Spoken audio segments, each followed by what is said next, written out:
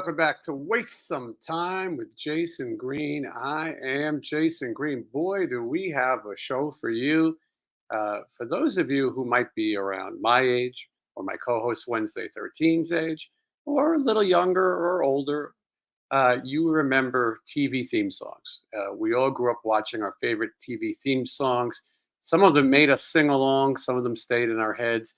Some of them, when we went out and learned who sang them, some even became hits of their own. some of these songs that were on the TV actually played on radio. So we're going to talk today about some of our favorites. This is, as most things I do, not so organized, but Wednesday compiled a list in his head, and I compiled a list sort of in my head.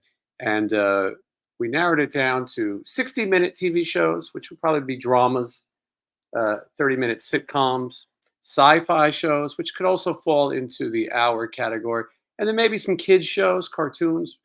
I don't know. We're going to see what we can remember. We're going to talk about some other things too, not just that, and we'll do that right after this. Just wanna waste some time with you.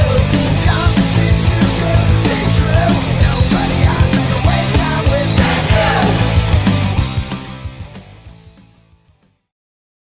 Right, it's Wednesday, so Wednesday 13 is here. But before I bring Wednesday in, I just want to make a quick reference to last week's show. The best I could describe it is it turned into a fucking romper room. I don't know what happened, but everyone was out of their mind.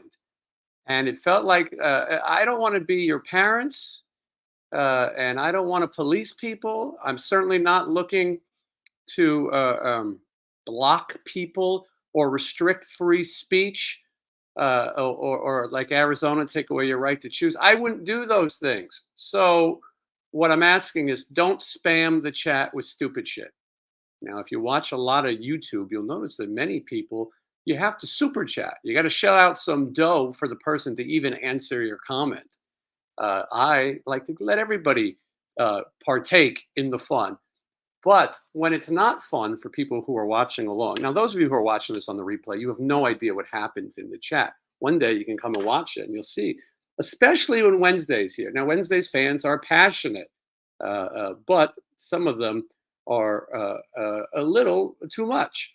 So we're going to ask that everybody be respectful. I mean, as much as you can. We can still be a little ridiculous, but let's not spam the chat with nonsense, because tonight will be the one strike rule. Act stupid, you get blocked. That's it, okay? Now, before I bring Wednesday in, let's see who was first to the chat today. Clint is here. Hello, everybody. Happy hump day. Let's waste some time tonight. Thank you, Clint. I'm glad you are here. Julie wanted to say hi Wednesday. It's very late in UK, so might not be able to watch live, but she will see you at the meet and greet in October, so that's great. And just going through some of the people. Some people seem very nice so far, but I can profile you. And this is Wednesday's cat. Hello, fellow ghouls. That sounds legit to me. Melanie Head, a channel member. Thank you so much for welcoming us.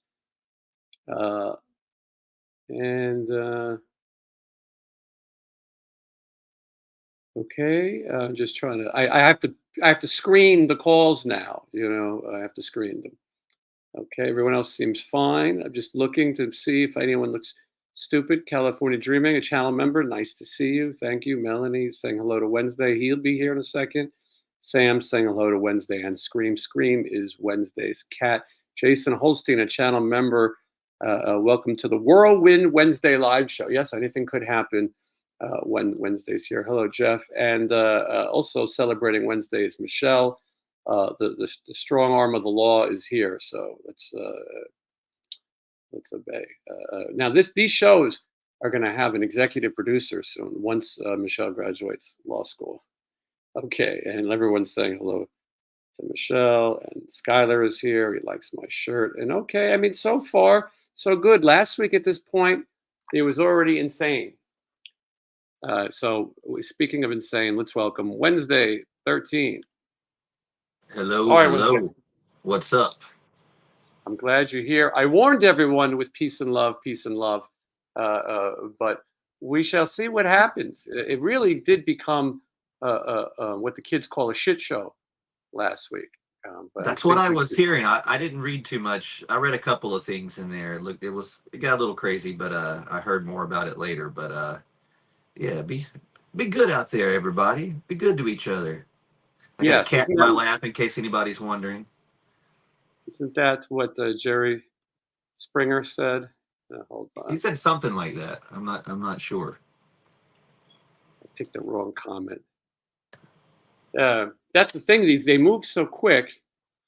Uh, so someone says Spike is recording a Frankie Miller cover in honor of Guy Bailey. So I will tell you that Spike of the Choir Boys or London Choir Boys is definitely we're like we're BFFs. We have a text relationship. We chat quite often. He sent me some of the new Choir Boys music. It's great as you would expect. That guy's got some voice. Have you ever met Spike Wednesday? No, I haven't. I wasn't really into choir boys. I think at the time that they came out, I was already into Dogs Do More. Hmm. And I was like, I gotta pick. I can't like both. So I kind of just, not that I disliked choir boys. I just didn't really. I had Dogs Do More, and then over time I've heard the band, but I still never really got into their records. I know their 7 o'clock song. Hmm. I wasn't the biggest fan either, to be honest. I knew the 7 o'clock song and a couple other things from MTV, but I don't know. I was just looking. Maybe I didn't get it at the time. You know, the guy's got a voice like Rod Stewart. It's incredible. But I think I was probably so metaled out that I wasn't ready for it. It Yeah, wasn't until and Michelle loves it. A lot of my friends love it. But when I went on this cruise, the Monsters of Rock cruise, I saw Spike perform, and he was really great. And then getting to know him was even better because he is the real life Captain Jack Sparrow. He is such a character, but he could not be that's a cool friendlier. person. I mean, if that's kind of how he was back in the day, he was kind of a pirate guy. So it's Mhm. at least he grew into something that people like. He kind It of was is so, always like that. and it's no act. You know what I mean? Some people try to pretend to be something.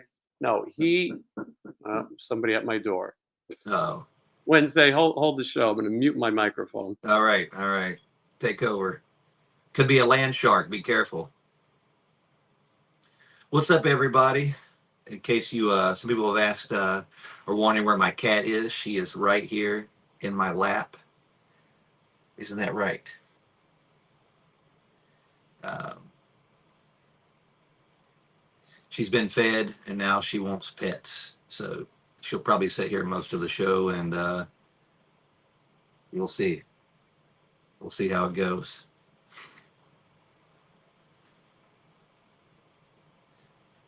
So Jason and I are going to be picking out these theme songs today. I'm going to go ahead and warn you guys. This is a very hard decision because we just picked one. So um, there's going to be oh, don't bite.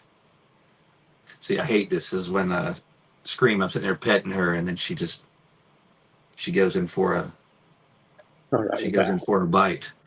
All All right. right, I hope everybody was good while I was gone. they were. All right. Everybody was good. Oh, she's gone. All right. See you later. All right. So yeah. So yeah. So anyway, wrapping up on that choir boys. Spike will be here again very soon to talk about music. There's a fake choir boys out there. You know, I don't know if you know this, Wednesday, but sometimes people do this thing where they trademark things that they shouldn't. It's a weird thing. They call it the race to the trademark. People find a trademark that's vacant and they run in on it. And that's what happened with Trickster. That's one of the controversies that they're having. Someone tried to do it. A lot of bands do that. I don't understand how there could be a band called the Choir Boys that has none of the guys who wrote those songs who played on that record. Spike is the Choir Boys, and anyway, Yeah, it's amazing how some people will. We call them ambulance chasers yes, for the that's most right. part. That is what they are. But most Yes. people see through it. I want to thank Sean Brown. Sean is always so nice. A lot of times he misses the live show, but he always super chats after, and it's very much appreciated. Hello, Jason and Wednesday 13 from Oh. sunny South Jersey. Today would have been legendary actor Max von Sydow's 94th birthday. Wow. Mm-hmm. Which movie role do you Huh. Do both of That's you easy. like? That's Okay, easy. Wednesday prepared. Saito in the most today, and why? I was going to say something like "never say never again," but yes, that's the correct answer. Well, hold on. That Wednesday. is the only answer. Mm-hmm. Ming the Merciless. Go There it back to is. Mongo and live with Ming if you don't like it. That's what I tell people most of the time. They're like, "What are you even talking about, you freak?" Yes, this guy. I like that. And an honorable mention. He was pretty cool as I don't know what his name was, but in Strange Brew, he was Oh sort yes, of the villain guy. That was pretty good too. mm-hmm. All right. So Wednesday answered your question better than I could have. I would have even forgot that he was Ming the Merciless. You know, at Wednesday, as we get older, we have to store new information in our brain. And sometimes you Yeah. got to make room by getting rid of stuff. But it's not gone for good. Sometimes it's just, it takes something to trigger those memories to come back. Yeah. Ming is Max von Sydow. Ming, the character, is pretty fresh in my brain at all times. I have a Wednesday 13 song called Hail Ming. A lot of people have no idea. It's one of their favorite songs, but they don't know what I'm even talking about because it's just it's a cool song, but they don't know what I'm singing most of the time. They're like, what does Ming?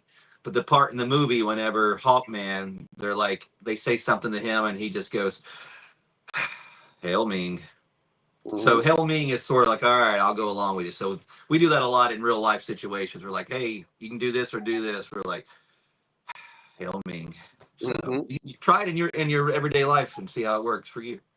Yeah. Or try Yawwall Asshole. Uh, Yeah, yeah, do My that too. Life, Sex, and Death. We'll be seeing Alex Kane this weekend. So Yeah, yeah.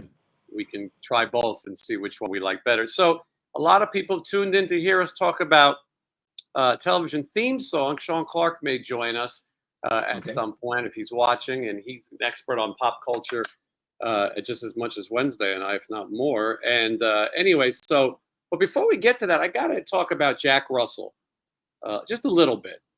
Jack Russell of the band Great White, not the Terrier. Um, he Yes. was the voice of Great White, and he had a great bluesy rock voice. But he's always been a bit controversial. He'll admit that he was a little bit of a character. He I don't want to say allegedly because he went to jail for it. He shot a maid basically, or like someone in his house in some kind of botched drug thing. It's in Really? I my didn't even interview. hear. I thought he Yeah, was just. I thought he was just. no. Then this is way before that. This is like Oh wow. 70s when they were Okay. getting the band together. Mark Kendall went to see him and was going to hire him, but he had to go do some time. A lot of people say that it was accidental. He shot through a door or something. I don't think the person died. Regardless, I said to the guys in Great White, that's a bad start. Uh, a bad Yeah. Well, start. back in the day, guns weren't as crazy. Like Barney Fife, he would constantly shoot the floor in an episode of Mm-hmm. Andy Griffith, and you would think nothing about it really. You'd be like, "Oh, Barney." Maybe he was sort of like a Barney Fife kind of deal.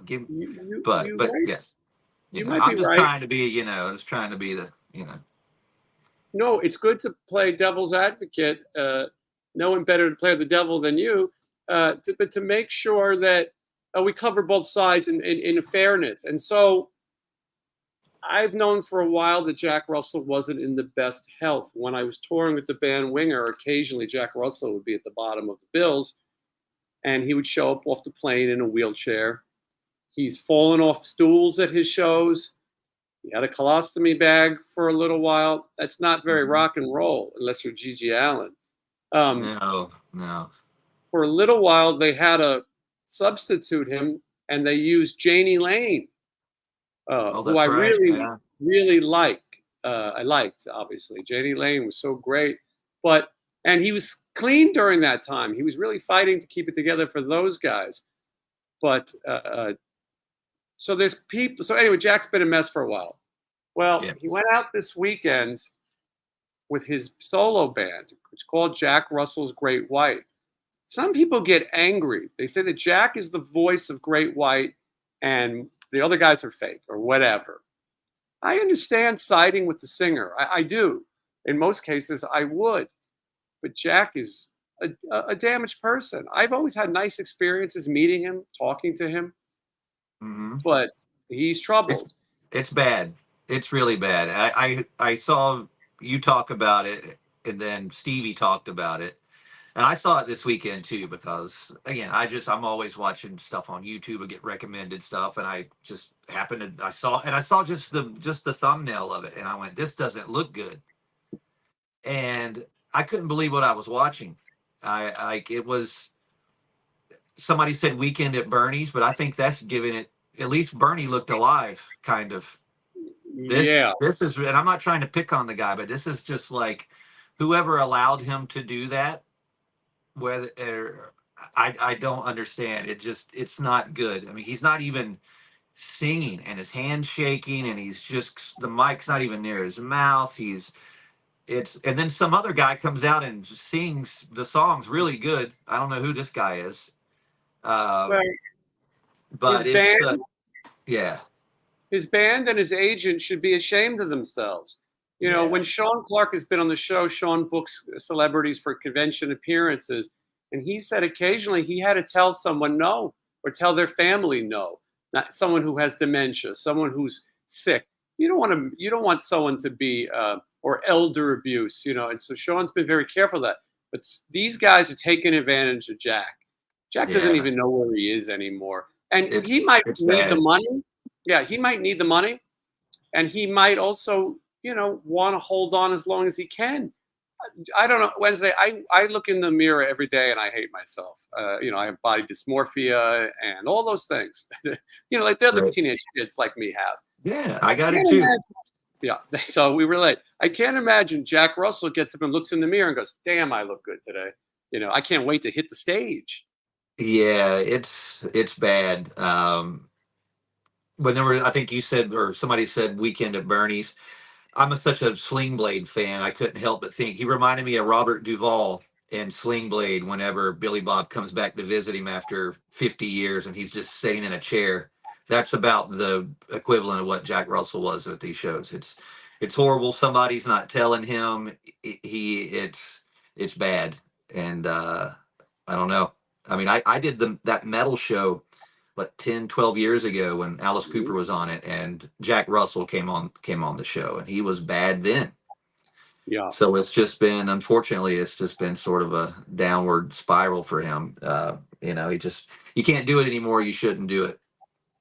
Yes. And so Skylar asked the question, would I interview Jack Russell? This is a tough one that I wrestle with.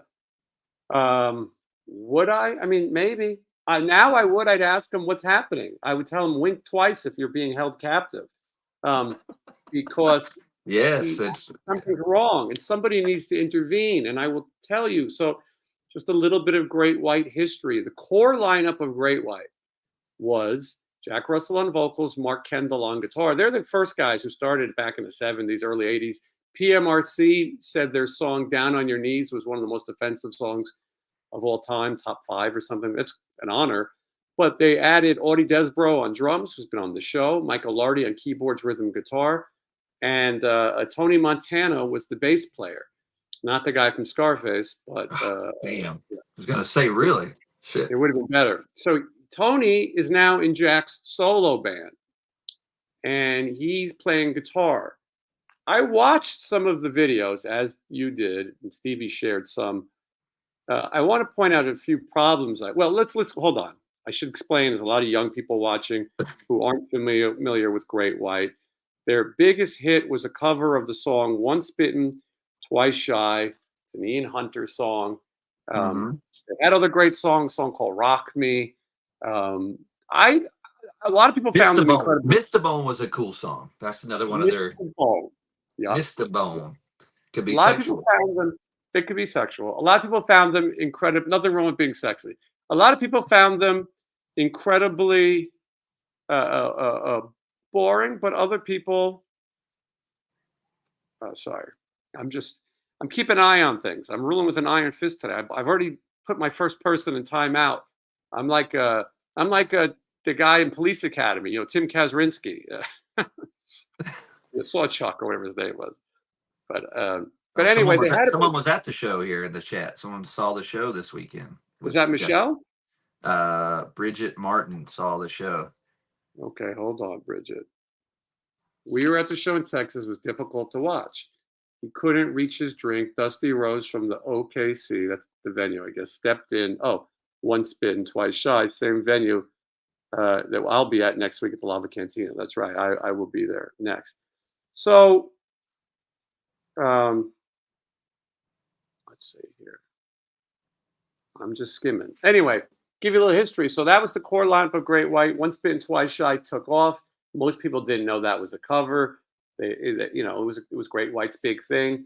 They'd been around for a while. They stayed around for a while. A lot of people thought they were boring. When I was a kid, we thought they were boring. We would go. We saw Tesla open for Great White, and we left before Great White. We were so bored.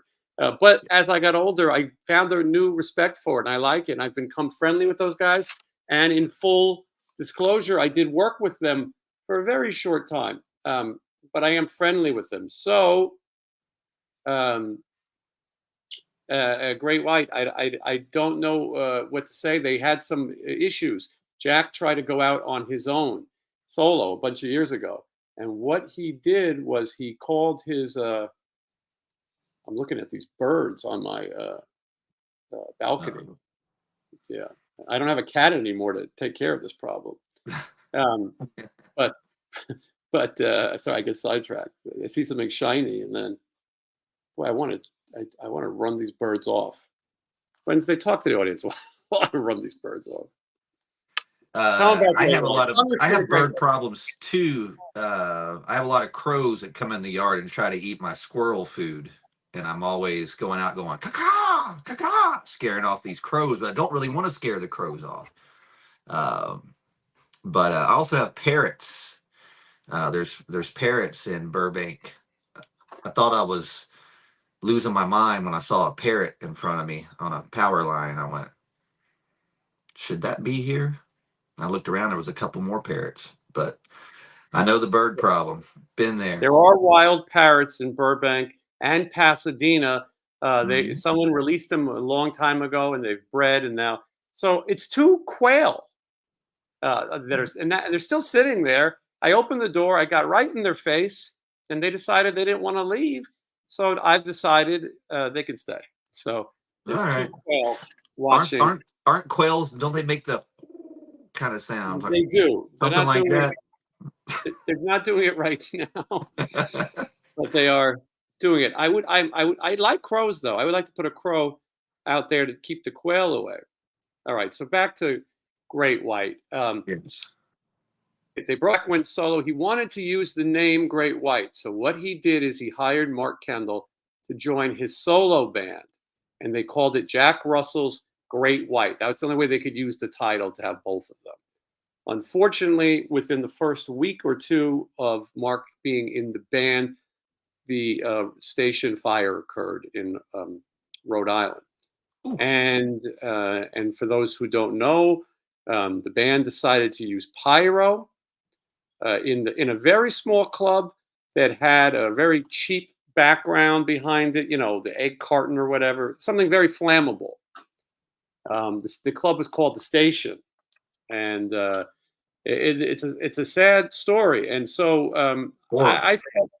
I felt strange. About 100 people lost their lives that day. So just to show how serious this was. Tour manager went to jail. I thought to myself, as a tour manager, I've never done anything on my own like set up pyro.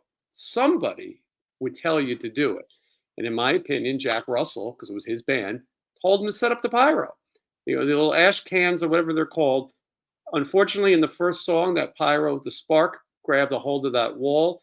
And within maybe 5 or 6 minutes, the club was gone, essentially, engulfed in smoke. Guitar player went back for his guitars, the story. He passed away, a young man.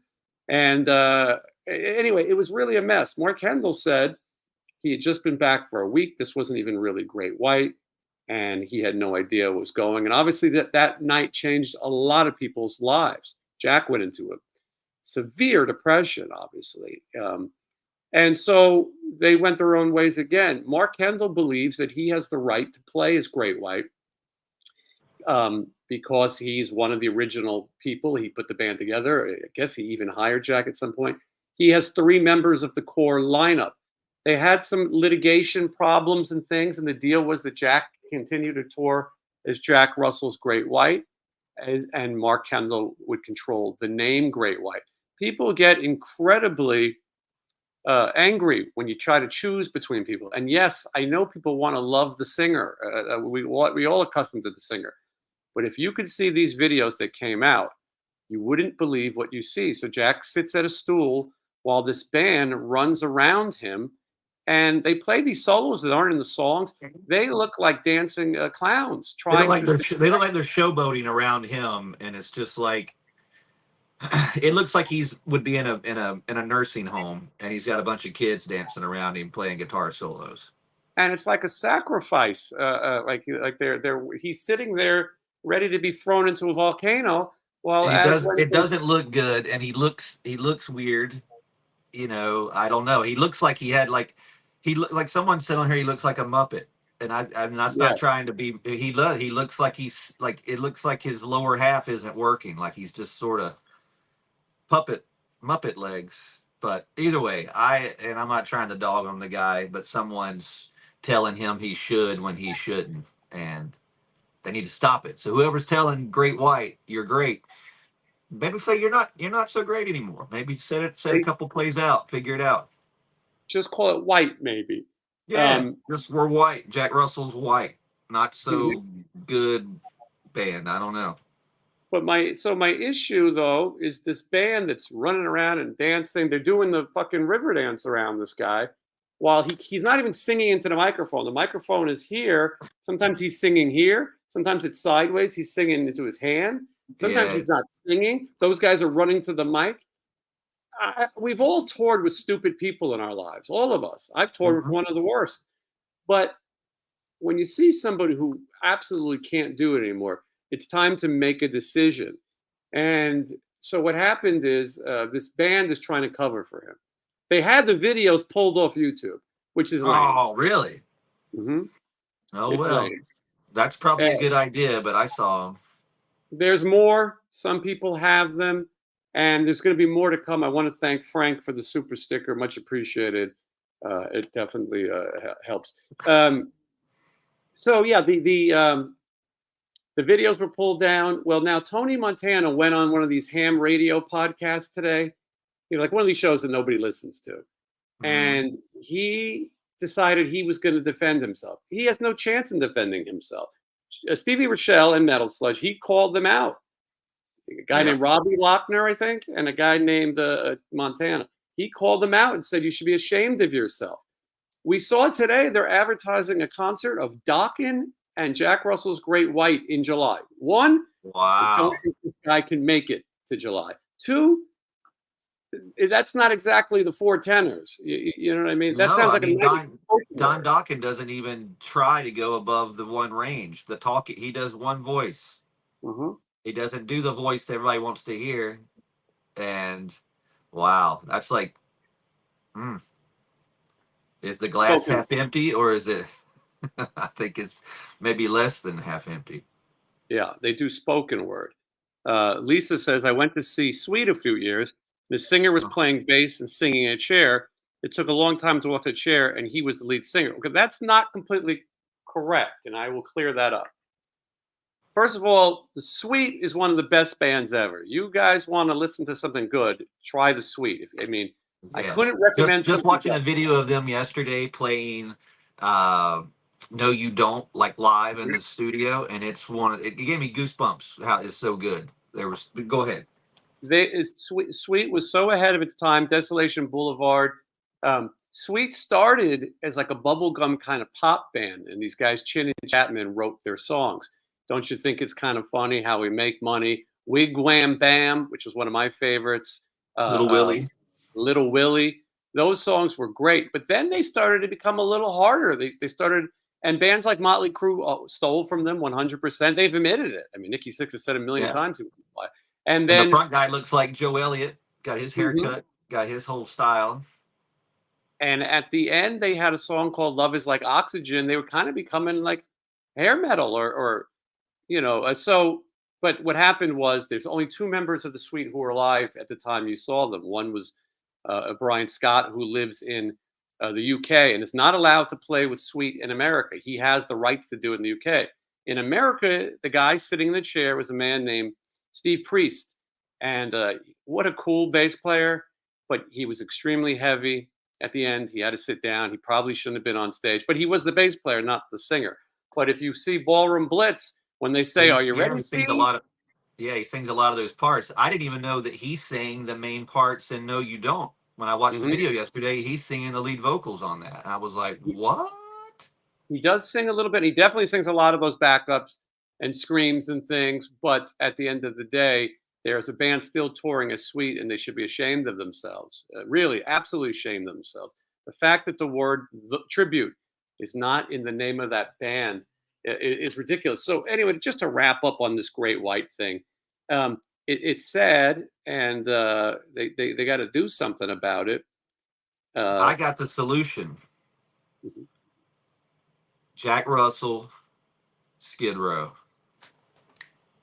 Boom. There's the problem Yeah, solved. yeah. Done. See you Brian later. Conway. Hey, Lizzie Hell, we don't need you anymore. We got him. Click. Right? Yeah, I mean, all right. Sean Clark is here, by the way, and Sean, if you want to join us, you feel free. We're about to start talking about a TV theme song. Sean Clark has a YouTube channel called Malfunk Sean. It's also you could search under Sean Clark. He does movie locations. It's sort of a thing called Horror's Hollow Grounds. He does Hollywood's horror Hollowed Grounds. When I was a young person in my neighborhood in New York, they were always filming movies and TV shows. And I got to meet some of my favorite actors because they were filming like on my corner. When I was a kid, Telly Savalas was filming a Kojak movie Oh, right by the river, right next to my house. he used to freak me out, man. I couldn't deal with bald guys back then. They kind of creeped me out. He He creeped me out.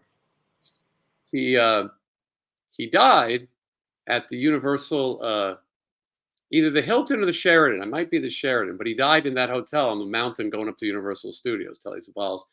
But I remember seeing him and so Harrison Ford filming a movie, all kinds of movie stars. And that's when I started to get obsessed with the idea. Also, living in a city like New York or California, everywhere you walk past something that was famous. And so my whole life, I wanted to go see these things. When I first met Sean, he told me he did the same thing, but he never thought to film it or there would be content. He was in on it earlier than most, and a lot of his footage appears on DVDs from some of your favorite horror movies. Anyway, so if Sean wants to join us, he can join us. But if not, he can just chat. Whatever. Oh, he said, "How do I jump in?" I texted him the link. Sean, I texted you a link. If try it, and if it doesn't work, I can maybe email it to you. So just let me know. And okay, so let's see. We'll give Sean a second. And so we're going to talk TV theme songs. Wednesday, you and I were saying that for most people now, they don't even watch TV. Everyone's streaming. They're skipping a theme song if they even have one. Mhm. And when we were kids, a 22-minute television show, the theme song was just as important as anything else, right? Yeah, and it was also that adapted into movies too, where most of those movies in the '80s, the song had the title of the movie in it. It was a Yep. big deal. It was almost like, which is kind of what when I started writing songs, I wanted to write songs about my favorite movies that didn't have theme songs. So, hmm Well, hold on, Wednesday. I hate to interrupt, but this is very important.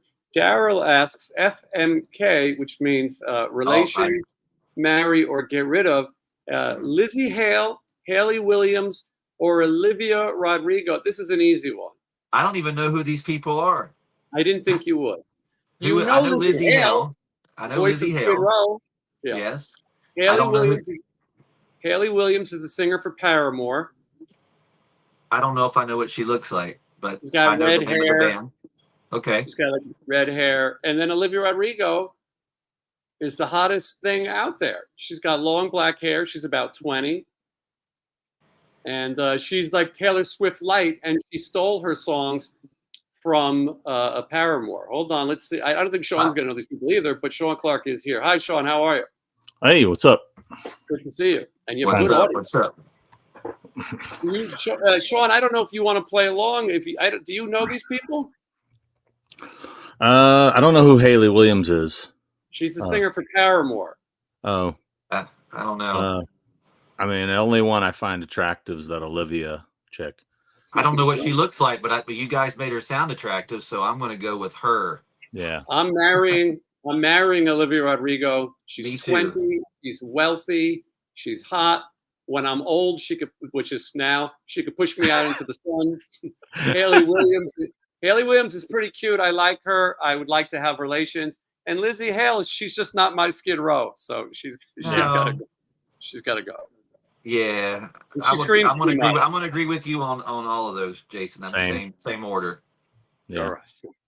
All right. Yeah. As you can see, we got a mature show. But so, Sean, we're talking about TV theme songs, and we were just saying how today I don't think anyone even listens to TV theme songs, or I can't think of a show in the last 10 years, maybe 20, that really has a memorable theme.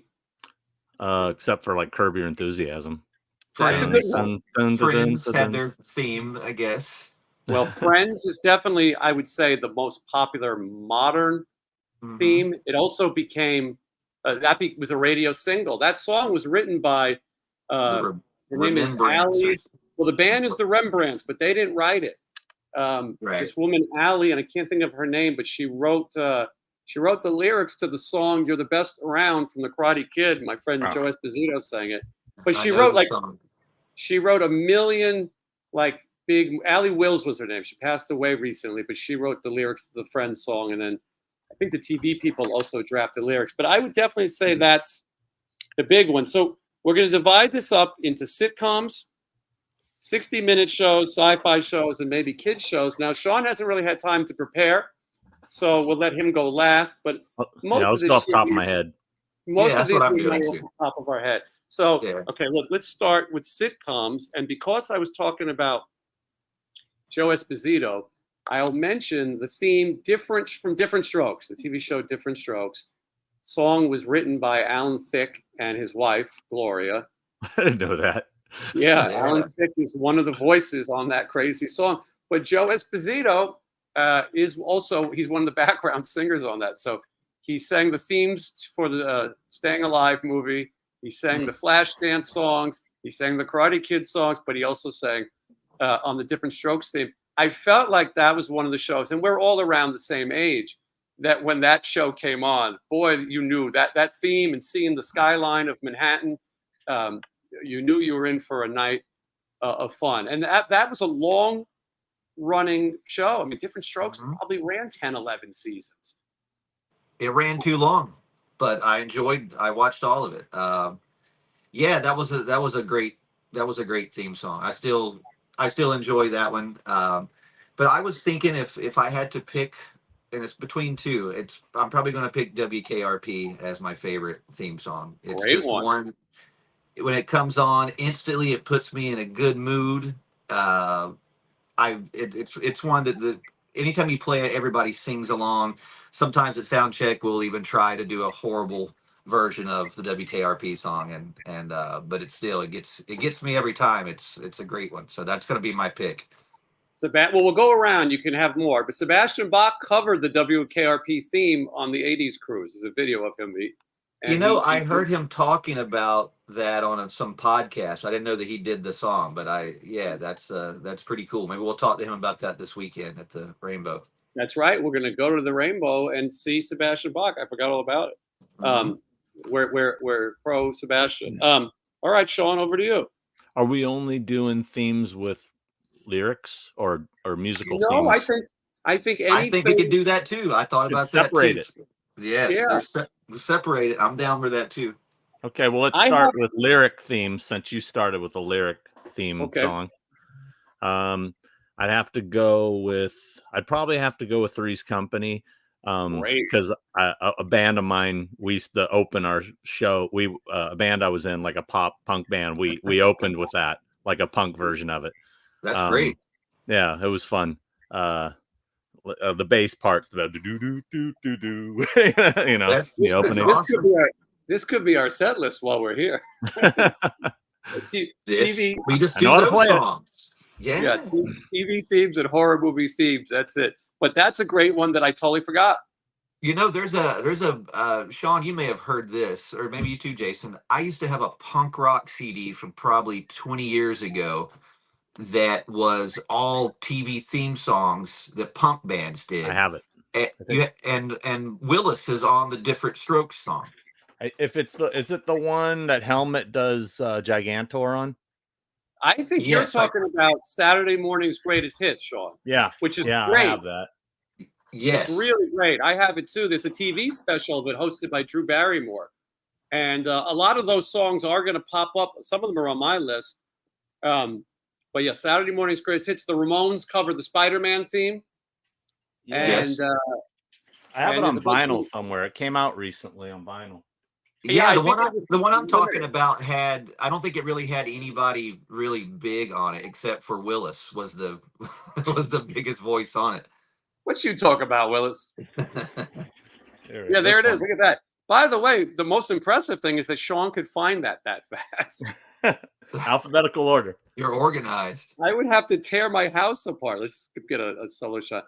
This thing is great. I really love it. Well, it can't be this because this is Cartoon's Greatest Hits. It is, so Different Strokes wouldn't be on here.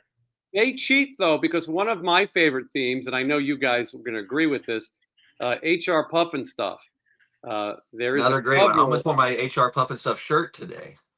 They would have been fitting. It's a long song though. It's a long song though. It goes up and down with the. Well, on that record, it's the Murmurs, I believe is the name of the band, who does HR Puffin Stuff on that record. HR Puffin Stuff is a controversial song, and Sean, you probably know the history of that song. As far as what I thought you were saying, controversial that it wasn't a cartoon and it's supposed to be Saturday morning cartoon. That's for sure, yeah. No, the controversy is that song. Look, for anyone young, go Google HR Puffin Stuff. But it was a Paul Simon song essentially.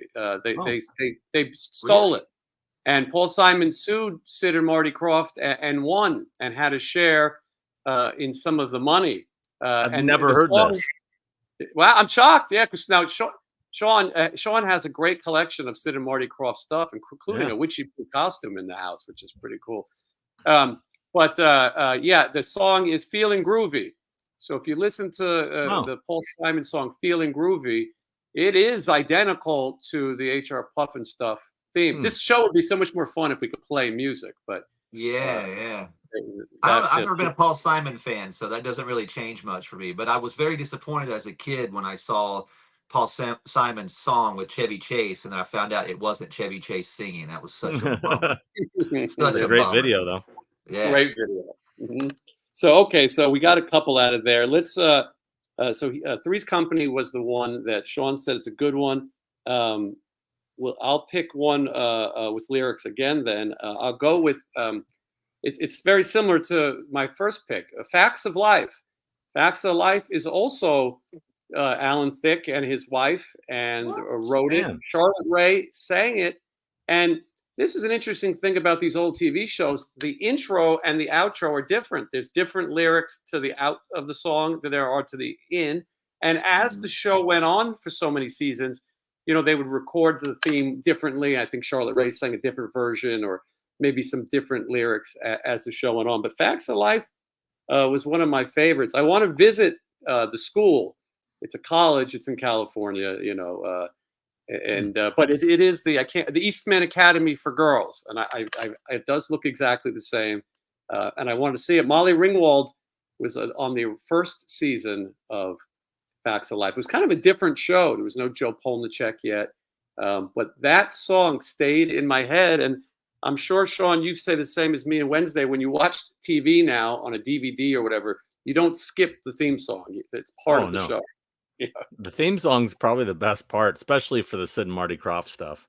Yeah. The Bugaloos. I mean, those kind of Sid and Marty Krofft or Sigmund, those songs were definitely the highlight to watching them. All right, Wednesday, over to you.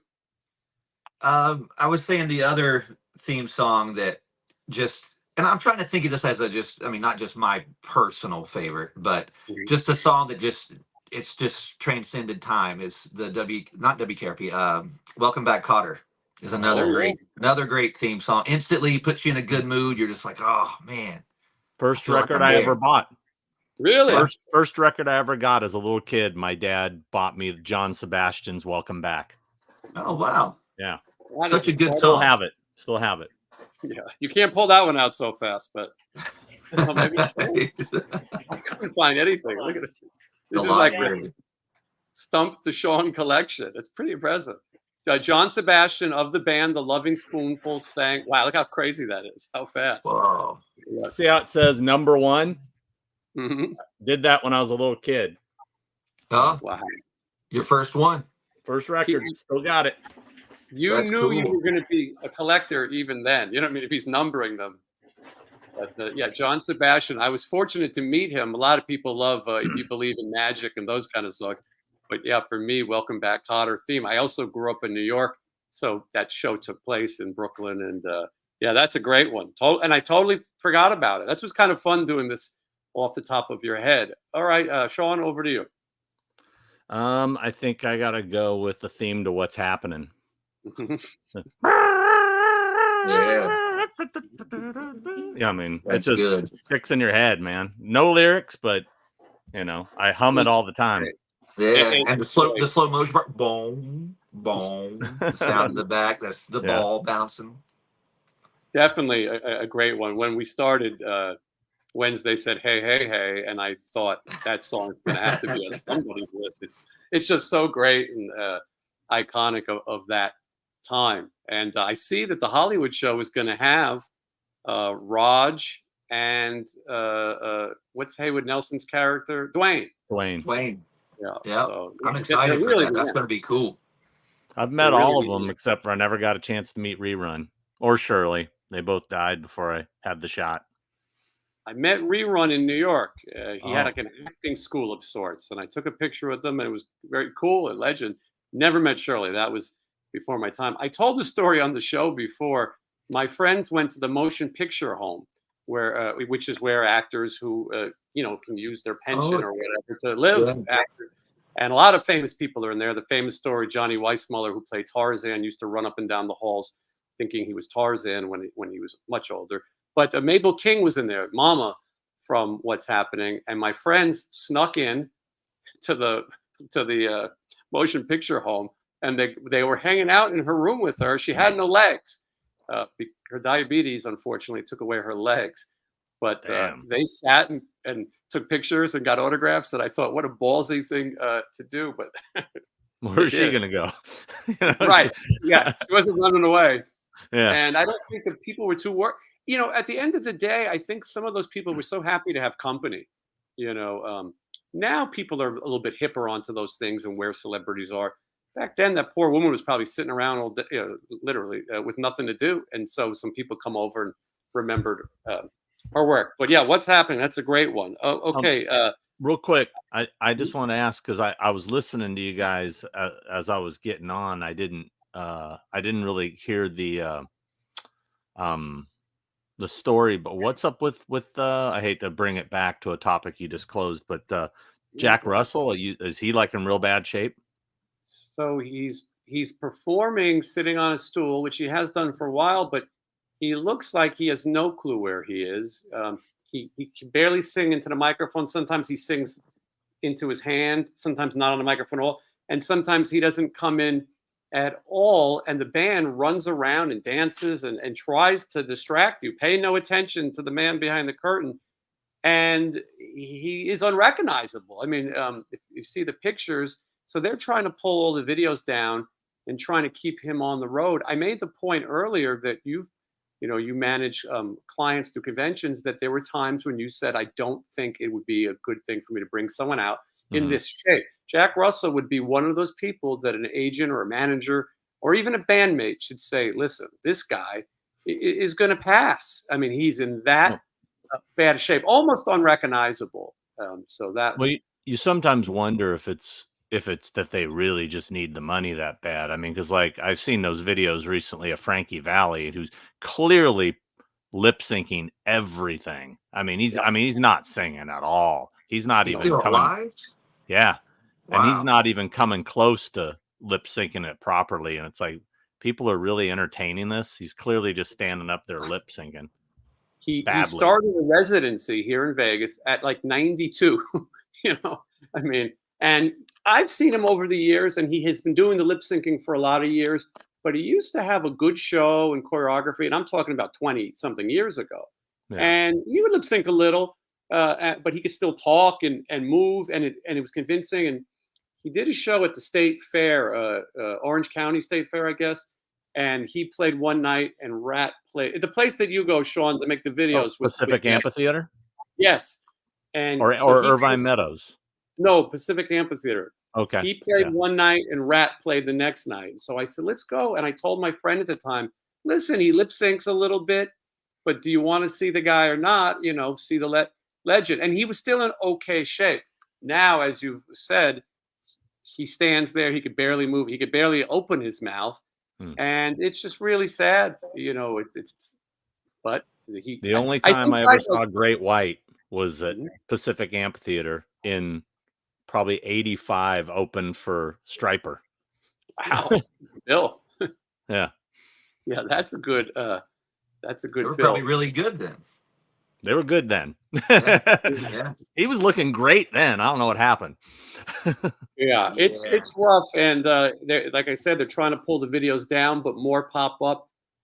If you're trying to pull videos down, it's not good. It's probably time to call it. It's just going to make people want to film it more. Yes, in fact, I'm going to schedule a trip. No,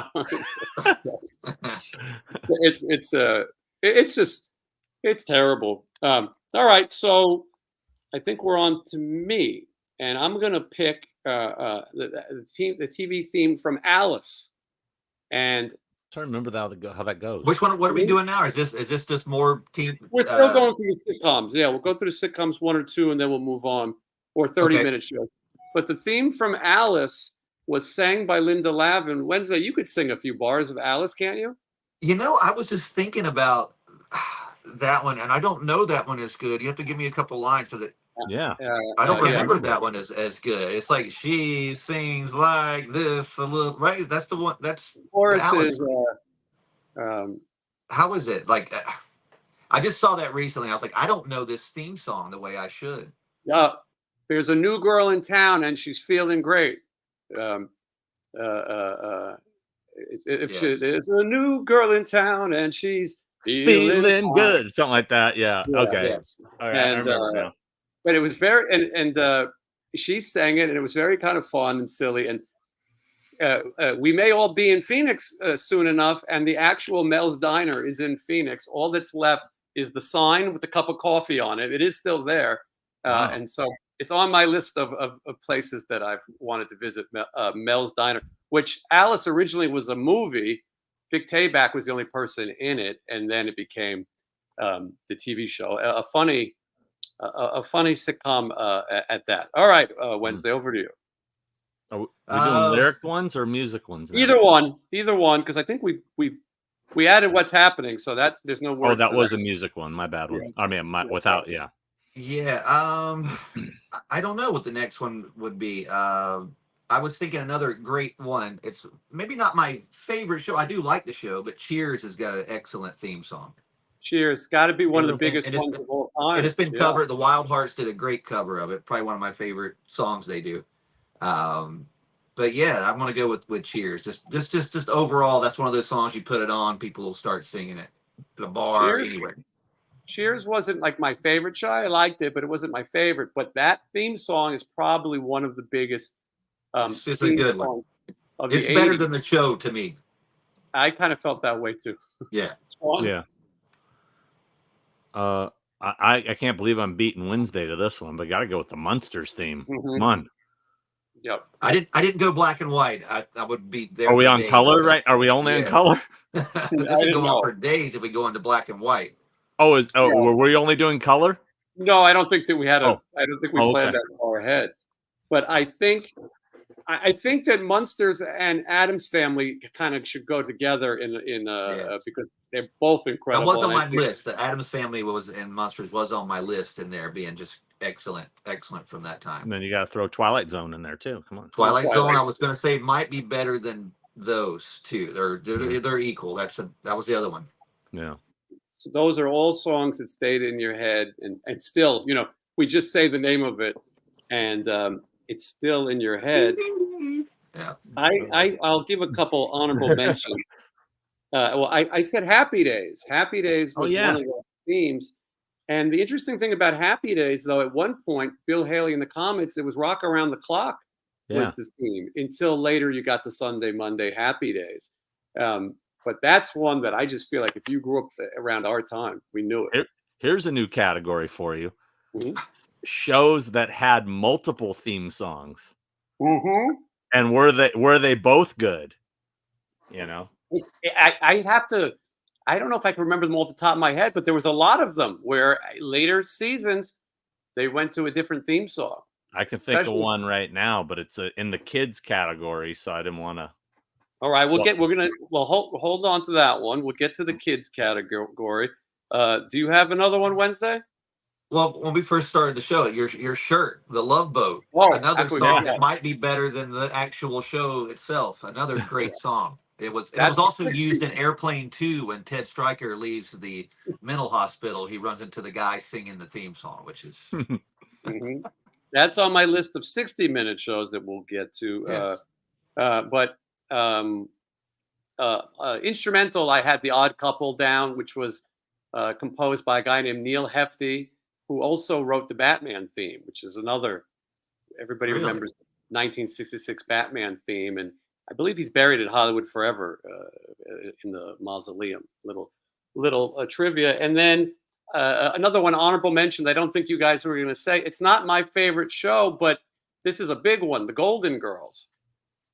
Yep. My lady said that one earlier. We were talking about theme songs, and she said Golden Girls. And I went, maybe in the top 30. Is it top 10? I don't know. It's a good one.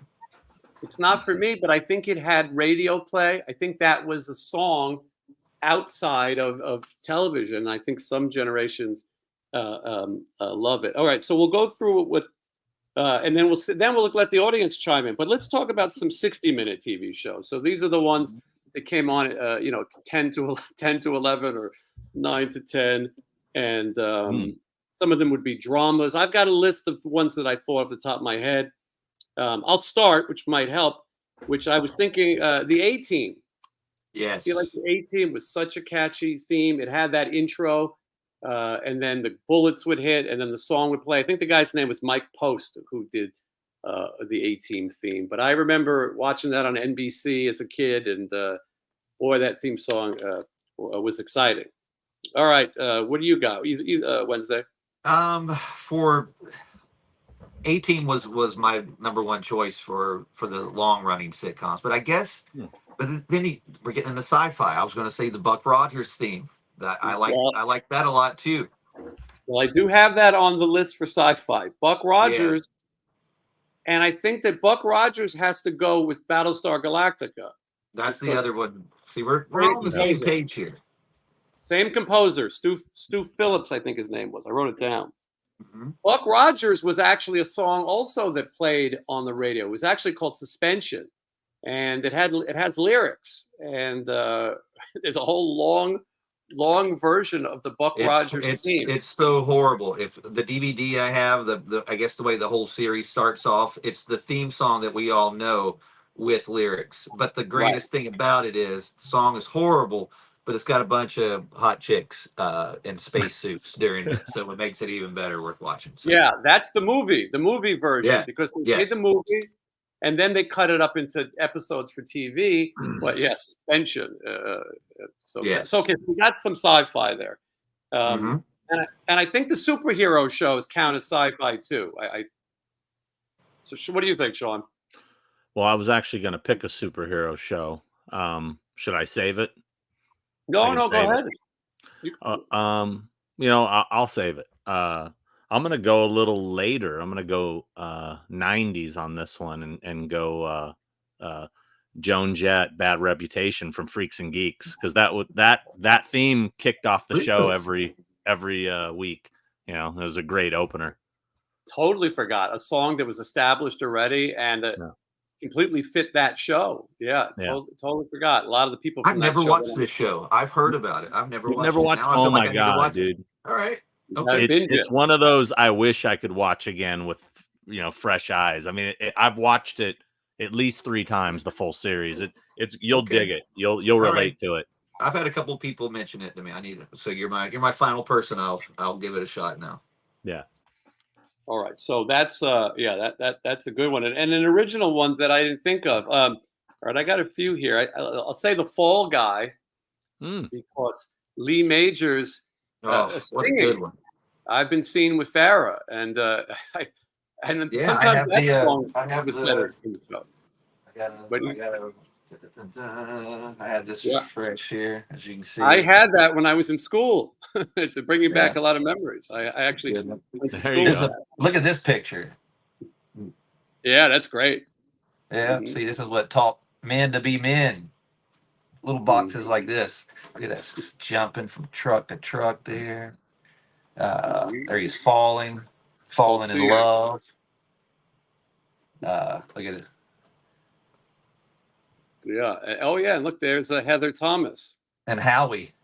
Yeah, his name was Doug something. I can't remember. Yeah. So there we go. All right. That's a good one. All right, Fall Guy. Okay, Wednesday, you got another one for like an hour-long show? You know, someone mentioned in the comments here, and I always think about another theme song that's better than the TV show was Barney Miller. That bass line. It's another excellent one. And I remember I even liked it even better when I saw the Wasp live in the Raw video and Johnny Rod is playing the bass with Steve Riley at sound check. I'm like, I could hang with those guys. I can't tell you how many sound checks I've been to where I've heard either Barney Miller or Seinfeld on the bass. But yeah, Barney Miller was another New York show. It was a show that my father watched, my grandfather watched. I had no idea what was happening until I watched it again as an adult, and now I'm a fan of that show. I like it. It's definitely a little cutting edge humor, and how can we forget Abe Vigoda of The Godfather? I mean, yes, who I would see in New York quite a bit, walking around the streets. It was New York was an interesting place to grow up. But yeah, that was a good one. Although I think it was a 30-minute show. Someone said I should not be hanging with Johnny Rod in 2024. Is he bad? Well, Sean's smiling, so maybe he knows. But no, I mean, he seems like a just super hyper guy from the stuff I've seen about him, but he just looks like a character. He looks like He-Man. He still got the blonde hair. Yeah. Oh yeah. So white hair, like bleached white. I knew him fairly well, and I reunited Chris Holmes and Randy Piper to play a show before, and I reunited Randy Piper and Steve Riley, and I was trying to get Johnny Rod in there. No one was that eager to work with him. He was in King Cobra for a minute with Paul Shortino, but everyone was kind of weird about him. He was very nice to me. I got him on my show, one of the only interviews he's done in the modern day, and he told me that he would do it if he could introduce me to his songwriting partner, which happens to be a dentist that I think he met in prison or something along those lines. So he brings this crazy guy on, this like really straight looking, boring, crazy guy. And they tell me about their new project. And I said to this guy, have you ever heard Fuck Like a Beast? You know, the guy had no clue, you know, and, but they were going to be a songwriting team. After I did the interview, here's Dr. Paul Shortino now, not to confuse with the actual Paul Shortino. He says, check out the mugshots. After I did the interview, people told me, how dare you interview that guy? I said, why? And as Dr. Paul says, let's just say he's registered. He had some incidences with minors, and I don't think we're ever going to see him again. I don't think he's allowed to use the internet if he gets out. So, he's registered. Everybody is saying MASH, so we can't. Yes, MASH is. You know, I just finding out that it was filmed here in the mountains and stuff. I always called the MASH mountains here. Yeah. But I was trying to find a lot of people don't know that there's lyrics to the MASH theme song, which are just even more depressing than the song. It always made me feel weird, and when I heard the lyrics, I went, "Whoa!" Now I feel really weird. So it's called Suicide something. That the name of that Suicide song. Is Painless. Yes, that is the name of the theme for MASH. We're going to take that hike. Sean, I don't know if you like to hike, but we're thinking about hiking to the MASH location. Done it. You've done It's it? also, yeah, all the Planet of the Apes spots are there Oh, that's too. right. What? Okay, And now I yeah, definitely want Lake, to go. it's Malibu State Park or whatever. And right at the end of the park where Lake Malibu is, we actually, that movie I did, Black Waters of Echoes Pond, Lake Malibu is Echoes Pond. That we shot a lot of it there. Right by that. I had no idea at the time that we were near that stuff, but yeah. That's great. Is there any videos of that on your channel? No, I didn't do a video. I just went and checked. Me and my girl did a hike, and we just went up and we hiked the whole thing. And it's cool that they have like a MASH section where they have a Jeep and they have like the old sign. Really? Yeah, they celebrate it there. They have like sort of a little map thing. The Planet of the Apes stuff, you need to know where it is to find it. There's nothing marked there. Is it the first movie, Planet of the Apes stuff, or like later I sequels? think it's the later ones. I don't remember. I'm not a big apes aficionado, but I looked at all the pictures online before I went out there to check it out, because I have a friend who like goes out there religiously because he's obsessed with Planet of the Apes. He's trying to find out if it's real or not. Oh, it's definitely real. You can match everything up. Yeah. I mean, like the whole story of it. Like, no, that really happened. It did happen. I saw the spot where the Statue of Liberty was buried in the water. You know, it was a matte painting or whatever. But I've seen people visit that spot, and I thought that was pretty cool. All right, let's see. We talked about the Love Boat theme, great theme. The guy who sang it is still alive. Wow. We talked about MASH. I wrote down The Greatest American Hero. Oh, yeah, another great theme song. Also an easy listening radio song. The guy's name was Joe Scarberry, and he sang that song, Look What's Happened to Me, or whatever. Believe it or not, it's just me. Yeah, Walking on Air. I think maybe it's called Walking on Air. I don't know. But that was another TV show that it doesn't hold up as well, but boy, as a kid, Robert Culp made me want to be an FBI agent. Me too. I wanted to change my name to his name. What's his name, like Maxwell or something in that? Something. Yeah, Bill Maxwell. But yeah, I wanted. Like, I told my mom when I was like 5, like, can I change my name to Bill Maxwell? And she's like, why? Yeah, Wednesday 13 went over much better. All right, you guys got any you want to jump in? I got a few more listed. Yeah, there was a couple others. There's a lot of good mentions in the chat. We were talking earlier. I think Sean brought up the songs without lyrics in it. We haven't really named that. We've been naming more with ones, but I was going to say that the Knight Rider theme is pretty legendary and pretty great for no words. You instantly are like, you're feeling it when you hear it. Yeah, that's probably Stu Phillips also, Battlestar Galactica and Buck Rogers. I think it's the same guy because Glenn Larson, he hired that. Those are all his shows. So I think that's him. And we can't forget the voice of Kit is Mr. Feeney from Boy Meets World. Sean, can you believe that William Daniels is still doing conventions? Well, he was supposed to do Chiller and he just canceled through the doctor's recommendation. So I think he's done his last convention. Yeah. I think that's not a good sign at that age. No, 93, 94. He's in The Graduate. I mean, he's had a long career. But yeah, Knight Riders. There's 2 celebrities that were announced for shows that I went to meet that canceled and literally like a couple weeks later were dead. And one of them was Ray Walston, played Mr. Hand in Fast Times. The other one was Paul Gleason, the principal from Breakfast Club. Mess with the bull, you get the horns. Oh, really? Yeah. I didn't know he passed away. I saw him the other day. I was wondering if that guy was still alive. He might be one of the greatest assholes ever to be filmed. Oh yeah, Trading Places. What? Die Hard. Yeah. Wait, was he in Die Hard? He's the guy that doesn't want that's right. the communication with on the CBs and everything. Yep. He's always an asshole. He's great. Yeah. He used to walk around the Hollywood show a lot before he signed. And so I took a picture with him doing the horns, walking around. He was very nice. Ray Walston, I never had the chance meet, but definitely my favorite Martian, and he was in RATT. I learned as I saw that in the theater. But yeah, that's a great one. I wrote down. Well, maybe it was. Okay. Dallas, the TV theme from Dallas. I would watch the theme and then go to bed. I didn't really want to watch the show, but I liked the theme. That's an instrumental one that I think.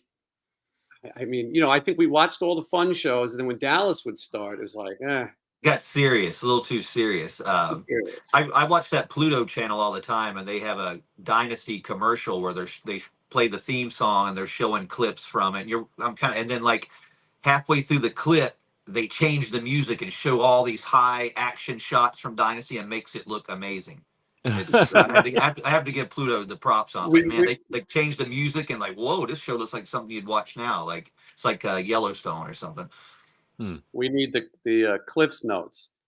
All right, you guys have any other long shows? Well, that's the thing. I'm having a hard time remembering which ones were hour and which one. Like, wasn't Taxi an hour-long show? Taxi, great one. That's a 30-minute though. Oh, another great song. Yeah. Okay. Yeah, that's a great one, and that's one instrumental song that just stays in your head as well. Yeah, Taxi, great song. And it makes you feel, when you hear that song, you kind of just like, whoa, it's emotional. It's like so too. Welcome Back, Kotter. It's got a vibe to it. Yeah, I think so too. I didn't think of that one, but yeah, that was definitely a good one. What about? I know this is a half-hour show though. But it's My Life from Bosom Buddies? Oh yeah, Billy Joel. Billy Joel. Great song. That's a great opening. Yeah, a rare case of a hit song in a TV show. A song that's a hit regardless of the TV show. Billy Joel.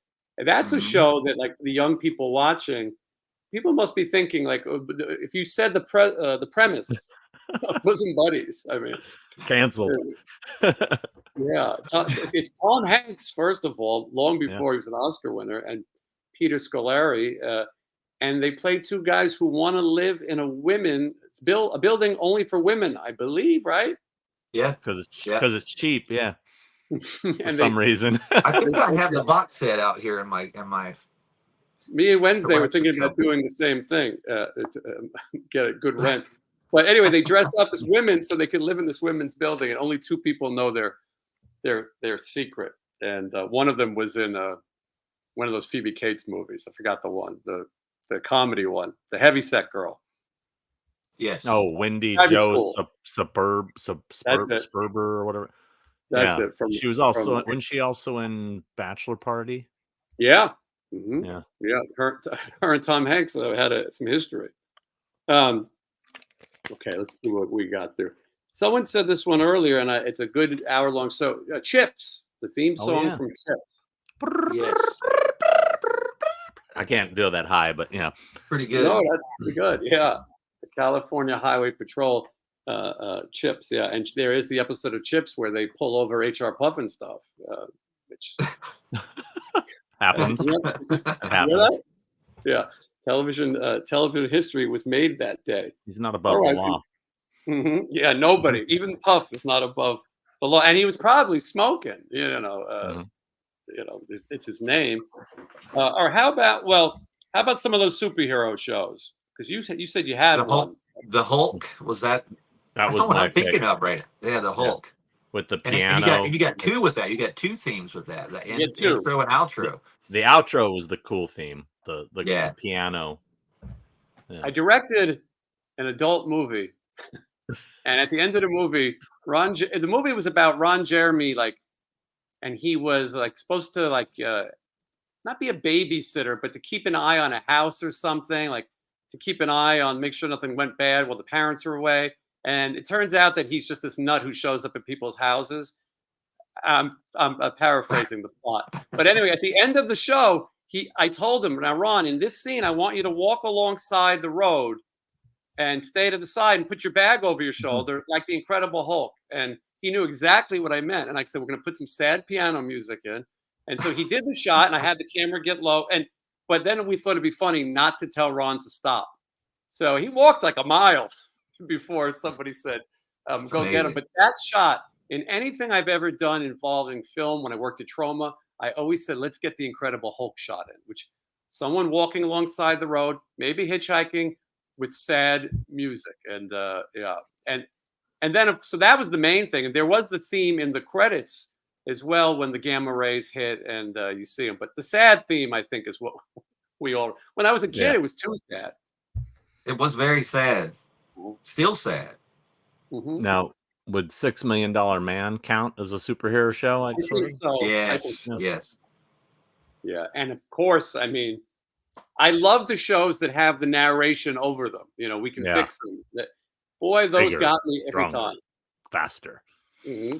Incredible. A-Team was pretty good on that as well with their description. In 1974, a crack commando unit. You know, those are great. And there's another one like that. And I just forgot what it was. It'll come back to me. But that has, Quincy. Remember Quincy with Jack Klugman? He was the coroner.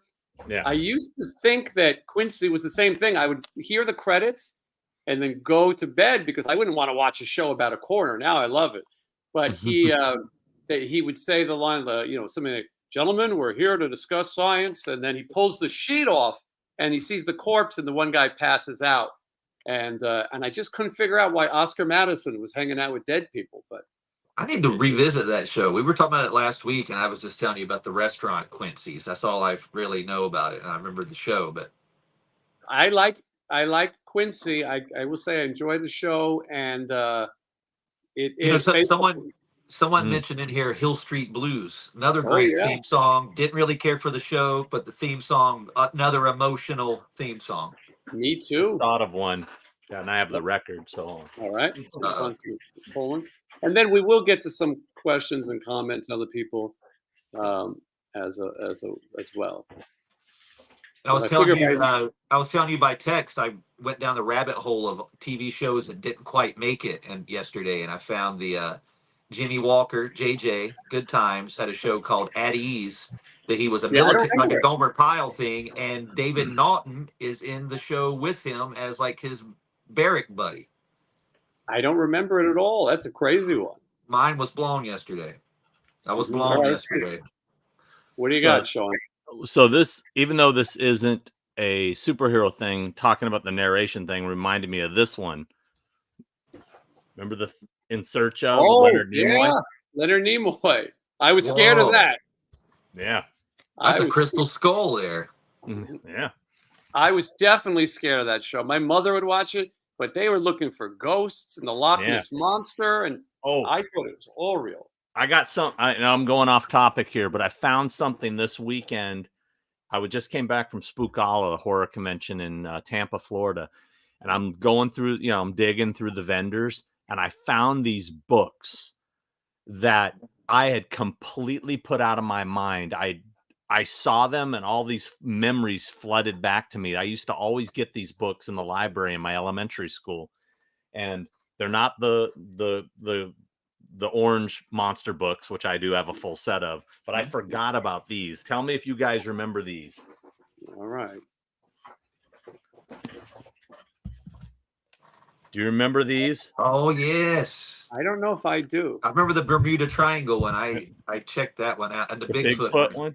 Oh, that looks familiar. Yeah, that one looks familiar. Yeah. Wow. I had to buy all of them. That's incredible. I completely forgot about these, man. They used to freak me out, man. I'd read them when I was a kid. That's like pre the Time Life books they had like in the late 80s. Yes. What I love about this, talking about pop culture, is you stimulate memories that you thought were long gone. That was never going to be in my memory again if I didn't see it. I completely forgot about them till I saw them on this guy's table, and I freaked. And I was ready to pay like $100 a piece for them, and they were $10 each. I'm like, done. Right. I was like, whatever it takes, I must own these. That is great. I got one more on the superhero theme, and then we'll see what other people have. But Wonder Woman.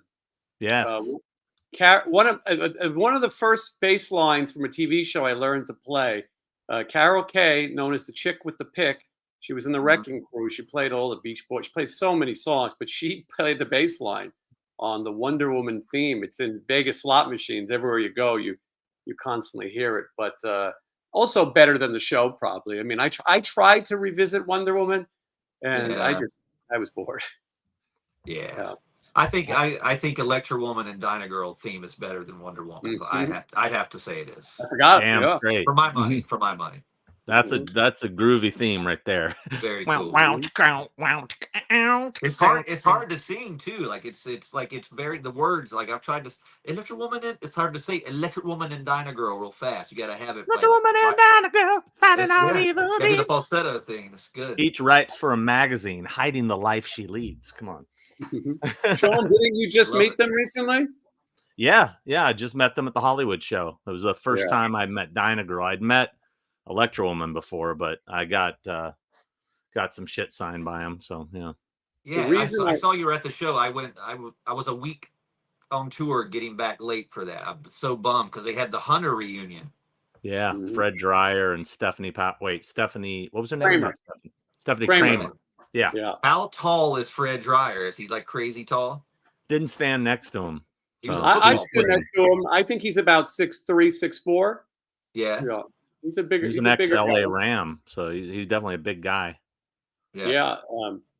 It's funny. Like I said, some of these memories of shows. I like those small conventions still, Sean, because those kind of people that we're talking about, they couldn't make it at a big, show where everyone's charging $60 or $80 or $100. It's just, and the average, those pop culture conventions, people want to see, Stranger Things, or some of your people, Scream, Walking Dead. They don't know some of those things. So it's kind of fun. You feel like you're onto it. You're in a secret club when you go to that Hollywood show and you pick out some actor or actress that not everybody knows, and you pay them, $20 to $40 or whatever. There is something fun. I'm glad it still exists, because it's definitely a dying thing with the state of conventions. I have one more superhero one, but I don't know if it counts, because it's probably the world's shortest theme song. But it wasn't the actual show. It was part of a show. It was Spider-Man from the Electric Company. Oh, yeah. Remember that theme song? What did that one? How did that one go? Spider-Man, where are you coming from? Spider-Man, nobody knows who you are. Yeah, that's okay. it. And that's it. It's funny that you said it, because I was thinking of the Nicholas Hammond Spider-Man, which was the 70s Spider-Man. I couldn't remember the theme in my head. I can't remember the theme to that. I used to watch the hell out of it, though. I loved it. And when they have Nicholas Hammond would appear at Sound of Music reunions, I'd make sure to get my Spider-Man stuff signed.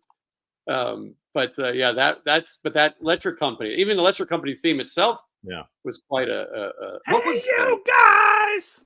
Electric Company, or is it 3, 2, 1 Contact? Which song had the count song? 1, 2, 3, 4, 5, 6, 7, 8, 9, 10, 11, 12. What? I think that's not Electric Company. So I think that might be 3, 2, 1 Contact. Maybe that was another kid show. I think 3, 2, 1 that Contact. one. Yeah. Let's see what some people in the chat are saying.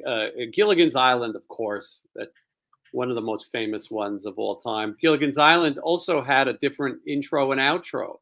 At the end, they would say, join us each week, or there was a goodbye song. That could be a whole nother topic. Shows with different intros, outros, like Incredible Hulk. Yeah. A show that I liked a lot, and I think the theme song is better without the words, and they did it intro and outro. 21 Jump Street had words in the beginning, and at the end they just took the words out. And sometimes they would just play the organ at the end. It depended. It was different times, but that's another show that could have done without the lyrics, I think. I forgot that, but if you remember the Jeffersons, the intro, fish don't fry in the kitchen, they sing the moving on up, but at the end it's just Yes, that's another good. I think I might like that almost as good as the intro. It's just very good. It's soulful. It's good. It's bluesy. It's making me think of Good Times now too. Good Times. Yeah. Another good theme song. And JJ Walker's going to be at that Hollywood show, so I got to. When he told me that, I said Dynamite. Instantly. Yeah.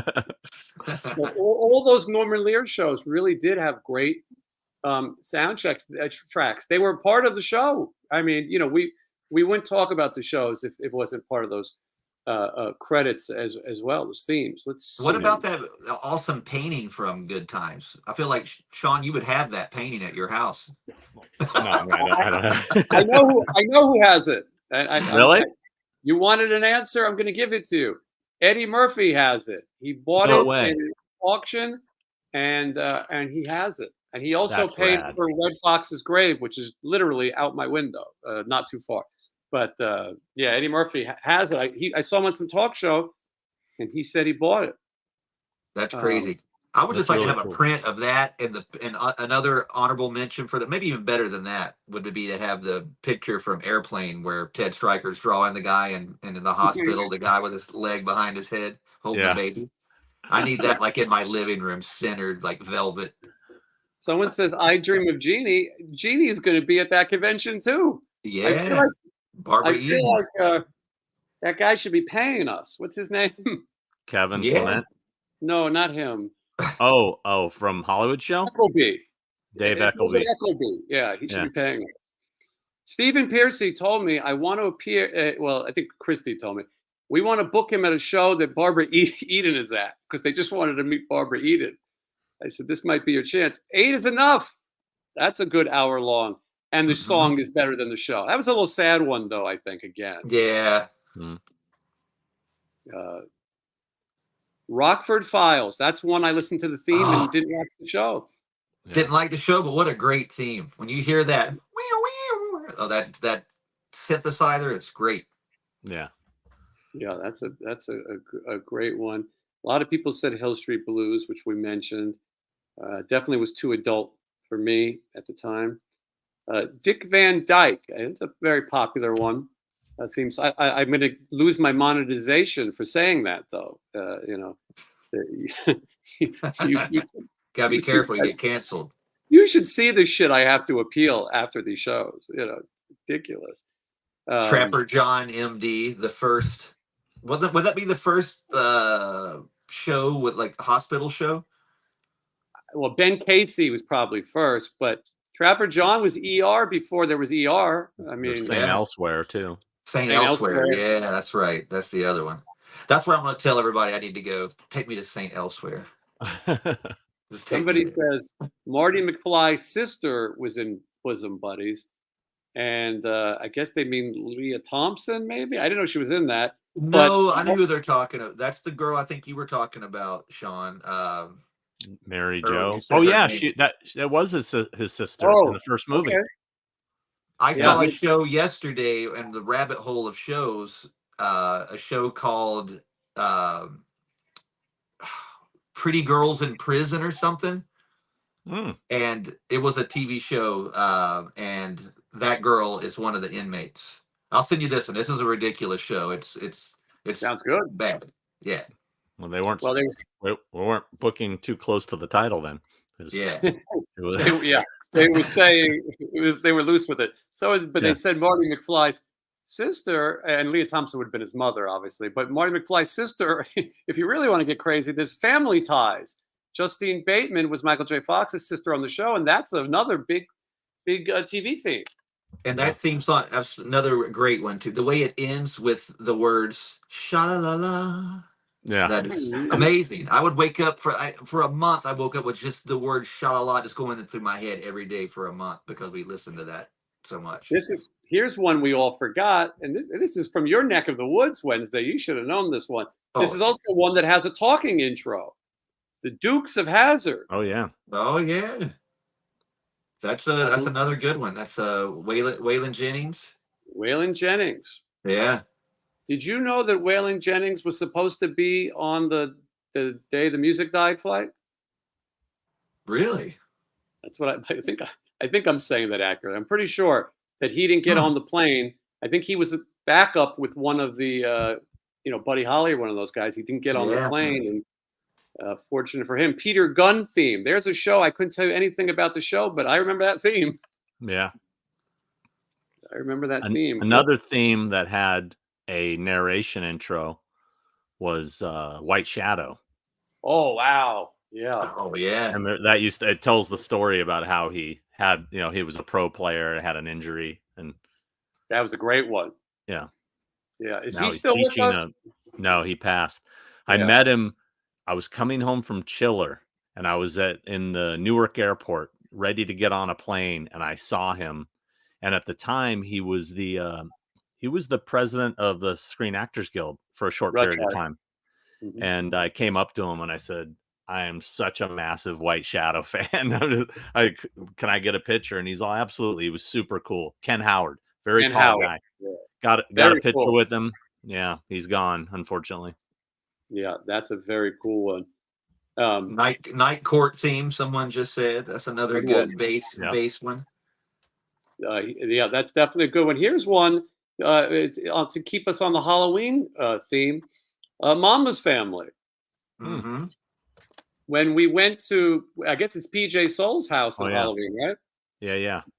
Wednesday, you feel like Mama's Family is on constantly now that we went to that house. It is just like always on every time I turn the TV on now. Like, it's bizarre. You were so excited to find out that not only was it the Halloween house, but it was and another horror connection.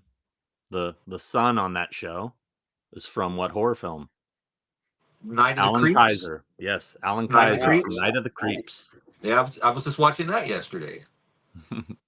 That's a great one. Benson should get honorable mention because it's also in Pasadena, South Pass, and we went to visit that house. And that's a good one. Memorable theme. Someone says Charles in Charge. That was a catchy song. I remember. That was pretty good. Yeah. Charles in Charge, and what he was in charge of while they're making that show, I don't know if we should say. Someone wants me to whistle the Andy Griffith theme. I don't know if I can do it. I can't do it. I can whistle pretty good. I just can't do it on demand. I can't whistle on demand. One did it all right. You guys have an act with that. It's hard. The high note of that, the middle part, that's tough.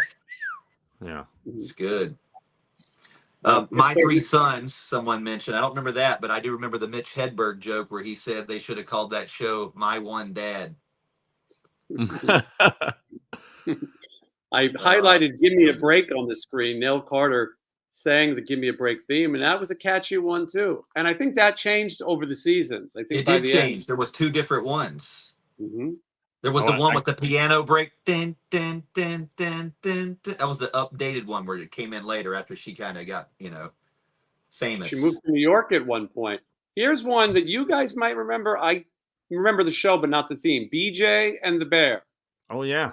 Don't remember the theme, but I remember the show. Remember the show. The theme isn't hitting me, but I just thought of another one that was a good narration one. The Odd Couple. Yes. I think I said Odd Couple because that's the Neil Hefti one, but I forgot. You're right. What a crazy intro. I didn't even think of it. Yeah. On November 13th, Felix Unger was asked to remove himself from his place of residence. That request came from his wife. His wife. Yeah. Another narration, Heart to Heart, where that guy was talking. Oh, Heart to Heart. And he said, and it was Moida. That was great. And he was talking about Robert Wagner, who, we met Robert Wagner at a convention, my friend and I, and he was selling photos of his boat, the same boat that Natalie Wood was on. And my friend says, I think he's checking me out. And I said, I hope he takes you boating. And but Charlie's Angels. Charlie's Angels. Yeah. That might be the king of the intro narration. How we missed that one? That's pretty good. Great one. Theme from the Monkees. Oh shit! Yeah, I can't believe I missed that one. I literally was listening to the Monkees on the plane coming home. I was listening to the greatest hits, and I love that song. When I filmed the Christmas Vacation stuff as they were tearing it down on the Warner Ranch, the Monkees was also filmed there. Partridge Family Monkees, a lot of shows, but all torn down. But yeah, that's a great one. Miami Vice, instrumental one. That's Jan Hammer, I think. I think that's pretty good. Song. Yeah. That's a big one. It's funny to see what we all remember. Someone wrote Dennis the Menace. I don't remember that, but I did recently see an old episode of Sally Jesse where they had the guy that played Dennis the Menace on the show, and he was about to commit suicide. It was pretty bad. It was like Wait, child stars. Where are they now? he's Jay North. Jay North was his name. Yeah. Jay North. He was He's very okay negative. now. He's very negative. It was Yeah, he's kind of okay hard to now. watch. He's still at conventions, and but the Dennis the Menace theme was very catchy. It was instrumental one. What was the theme? I can't think of it right now. It would go ba-dum, bum, bum, bum, bum, bum, bum, bum, ba-dum, You're right. bum, All right. bum. It was just a bunch of noise. But I can't believe I forgot Street Beater from Sanford and Son, Quincy Jones. We mentioned that on my favorite shows, but definitely one of my favorite songs. Quincy Jones brought you Thriller and the Sanford and Son theme. I'll take Sanford and Son over Thriller. Thriller is a good one too, though. I like when we get comments like this one. I've got it a few times. Wednesday looks like he could be Jason's son, which makes me feel fantastic. considering the years between us are not that different. I'll be 48 in August. Well, you're not that much younger than me. I'm going to shave my eyebrows. I think that's got to be. You know what? You guys probably can't tell, but this is about a month and a half of growth. I'm going to have eyebrows by August. Maybe even by the next month. I don't know. They're growing out. I'm going to get them. It's time to enter the world of eyebrows. I'm over it. You are going to shock some people watching. Yeah.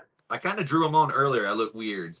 So I'm like, all right, maybe I'll just do one next week and we'll test it. They're going to start to say you look older, I think. Fantasy Island. How could we forget Fantasy Island? Oh, it's another good one. And I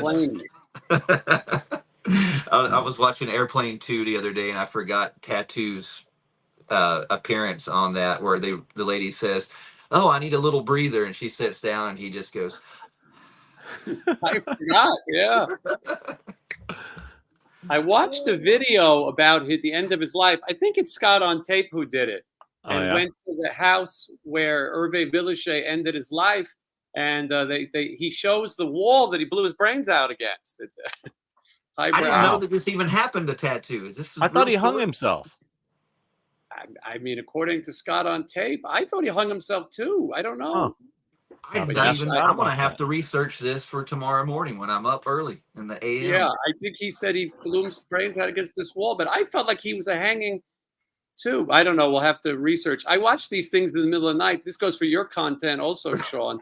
You know, like that's weird. That's just a weird visual to think about Tattoo hanging. Jizzy Pearl was on the show, who's now in Quiet Riot. He was in Love Hate.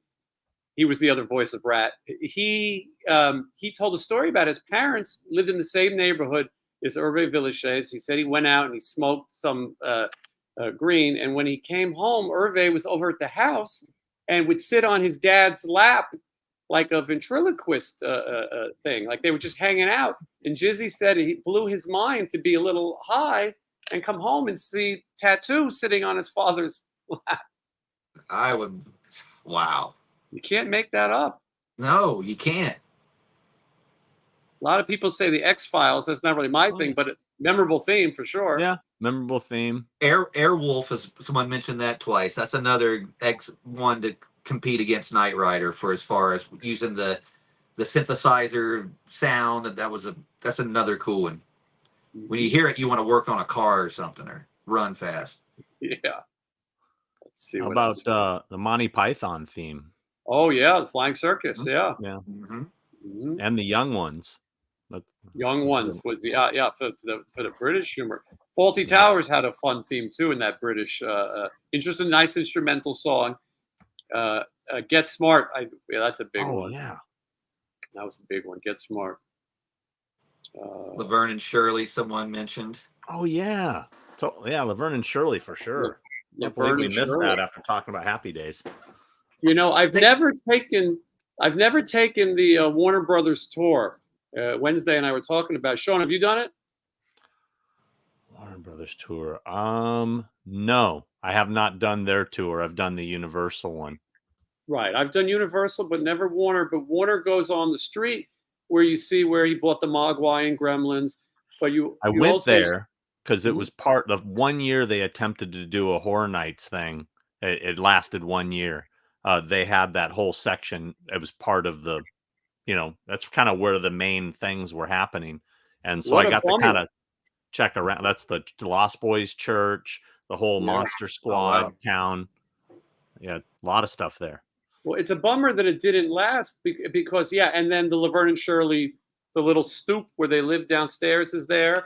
And then right next to that is the scene in Vacation, St. Louis, roll them up, excuse me, Holmes, fuck your mama. That's so Yeah. I wanted to take that tour. I just, all of our schedules are a bit ridiculous between touring and conventions. And we're sort of weekend warriors where to find a time that the three of us aren't home or could do something else is I'm home the next 2 weekends in a row. that's what I'm saying. That's kind of a shock. Yeah, I got out of a few shows. Here's a huge one. This is one of the biggest ones of all time that we forgot. Hawaii 5-0. Oh yeah. The Ventures. Yeah.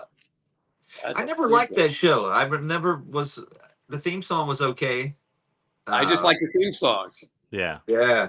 I like the theme song. Same with like Emergency. That was an hour-long show. Mm-hmm. And that had a cool like opening theme, but the show, I didn't care for it. The Lassie, someone says Lassie theme was depressing too. Very depressing. Very depressing. Randolph Mantooth of Emergency is also at this convention. I mean, this convention has every TV person, but Lassie, very, very depressing. I mean, yeah. Someone said Saved by the Bell. That's a good one. That's a good one. Mm-hmm. Here's another big one: the Brady Bunch. Oh yeah. Yes. The Brady Bunch. It's one that we can say, Sean. I was saying I was gonna bring that one up, but yeah. Land of the Lost, another good one. Another banjo. Banjo. That's getting into the kid stuff now. I've been holding back on the cross. Yeah. Oh yeah. Bring up some of them. Yeah. I didn't make a big list of it, so I had HR Puffin stuff at the top because I just figured. But we talked about it. But what a catchy song. There almost isn't a bad Croft theme song. No. I mean, that was one thing they excelled at, were the theme songs. Yes. Yeah, even the Flying Saucer with the Lost Saucer. Was it the one? Yeah, that was another weird, cool one too. Yeah, it'd be interesting to find who sang those songs and where they are now. Well, Johnny Whitaker sang all his songs for Sigmund and the Sea Monsters. I have that record. Yeah. There's a Sigmund and the Sea Monster convention at that Hollywood show, right? Yeah, they're there too. Yeah. Oh, is there one for that too? I haven't looked at the list. That Hollywood show that we keep talking to about that David Eckleby should be paying us to promote. No, they will. They're going to have the Sigmund and the Sea Monster cast, including one kid who's never done a convention. They got the two kids and then some name I never heard of. From Sigmund? Well, maybe. Let me look. Is it that Sparky guy? That's it. Yeah. No. Yeah. That's the little genie. Yeah, it's him. Yeah. No way. Because it's and then Sid Croft will be there as well. So it's oh man. Yeah, what was his name? I'm hating myself for I can't remember. Sparky something, but oh shit. Amazing you even knew that. I wouldn't have got it. Yeah, because I have a friend who's obsessed with that guy and he brings him up all the time. He's gonna lose his mind if he finds out he's gonna be there. So he was on Sigmund and the Sea Monsters? Yeah, he played Shelby, because Sheldon was the genie and Shelby was the little kid, in the green outfit. Yeah. I need him on. I have an 8x10 of the cast signed by everybody but him, and he's in that picture. I need that. Well, when is that? I hope I'm in town. June 7th and 8th. Oh shit! I better be in town. I'm home right now and plan on attending. June 7th and 8th. Mm-hmm. Shit, I'm supposed to be canceled at Living Dead Weekend in Monroeville. I may have to see if I can get somebody to sub me for that. What about if you go on Friday, but then you get the first flight Saturday morning? Yeah, or a red eye. If you're let me get all that way. Okay, let's talk about who's going to be at this thing then. What's his name? Wesley's going to be there from Land of the Lost. Yeah, I know that. I know him and Kathy really well. Sparky Marcus Shelby. Sparky Marcus, yeah. No that's way. it. I'm excited. I'm looking at his These are the credits, kind of yeah. people I get excited to meet. They're like the Yeah. people nobody cares about. He was in a movie called The Bad News Bears and Good Time Girls. Maybe that was maybe there's two movies. I don't know. 1980. Grandpa Goes to Washington. And Sigmund and the Sea Monsters, 1973 to 1975. Sid Croft will be there. Scott Colden. Oh shit! The cop from Over the Edge is going to be there. That rules. Look how excited we're all getting for this. I don't know that one. You don't know Over the Edge, Matt Dillon's first movie? I mean, I must have seen it, but I don't remember it. Oh, I'm looking at the list now of people too. Let's see. This girl, wow. Monica Keena, I believe she was co-starred with Wednesday on Dawson's Creek. Oh, Is Monica Keena going to be there? Yeah. Oh boy, I used to rep her. I stopped working with her because her issues. And a very interesting thing. Speaking, I don't know what her condition is these days, but I see Eddie Furlong's there, and I don't know if they're still together, but they've been together a long time. And if you check out that podcast, I think it's called Inside of Me with the dude who was Lex Luthor in Smallville, Michael Rosenbaum. Right. He literally just put out an episode interviewing Eddie Furlong. And he's telling. Oh yeah, I just saw that. I saw that online. Yeah, he tells a whole story. Like he asks him, "When did you hit rock bottom and all this?" And he tells this, crazy drug story, and he keeps referring to his girlfriend. And the whole time I'm watching this, thinking to myself, "Is he talking about Monica?" Right? And at some point in the interview, he says, and I'm telling her, "Calm down, Monica," and I'm like, "Oh shit, he just outed her." So. Yeah. Well, they must be together to be at the same show. I think they still are, which I think he's clean. I think he's got his act together. Last few times I've seen him, he looked great. This interview, he looked and sounded great. I hope he got her clean too, because it was bad. Yeah, you want to see a like he's train all wreck right. of an He got his interview? teeth fixed. Oh yeah. Oh Yeah. my god, that video is epic. The teeth epic. Yeah. He did a whole like infomercial video for them to get free teeth. Edward Furlong. Yeah. Yep. Wow. Yeah, you should look that up on YouTube. Edward Furlong teeth. There's a whole video, dude. They were so bad. Straight meth mouth, man. It was real bad. Yeah, sad. I saw him a couple of years ago, and he looked like he was kind of better. It seemed like he was okay. Yeah, if you looked up a video that from Steel City Comic-Con, it's a Nightmare on Elm Street reunion video, and she's on it, Monica. Dude, all the comments are talking about her because she's nodding off all the time. She's so messed up, dude. She'll nod off, and then she'll be like, I mean, it's bad. So I hope she's got her shit together. Yeah, that would be nice. But anyway, this is going to be a great show. If you guys are watching, you want to go. Sparky Marcus. Fucking Sparky Marcus, dude. My brother Sandy is going to lose his mind. If there's any, I almost don't want to tell him because he's going to freak this guy out. I'm serious. He's obsessed with Sparky Marcus. What a great name. That should be your new hotel alias. Mm-hmm. Yeah, you want people to call you. Yeah. Mr. Marcus, please call me Sparky. Yeah. But anyway, that's going to be a fun show. Here's some other good ones. Stuart Hankins going to be there. That's cool. I remember watching, not necessarily the news. Oh, yeah. That is a good one. Love American Style by the Cowsills. Boy, that's a show I never watched, but we all can sing that song. Yeah. Yeah. That was a big one. And he also had another SWAT. SWAT was great. And I've revisited SWAT, and I kind of enjoy it. I went into a Robert Urich phase era. The kids called them eras. And I watched Vegas with Robert Urich, which is filmed all around me. Most of it torn down, but Vegas had a great theme. And then Robert Urich was also on SWAT, another really catchy theme song. Let's see. Someone mentions Punky Brewster. I enjoyed the Punky Brewster theme. Silver Spoons and Punky Brewster were kind of the back-to-back of those I remember you talking about Punky Brewster to Matt on your previous episode, and he had no clue who Punky Brewster was. I was laughing so hard. He was just like, huh. He was just. He had absolutely no idea. He did take a trivia. No clue. Yeah.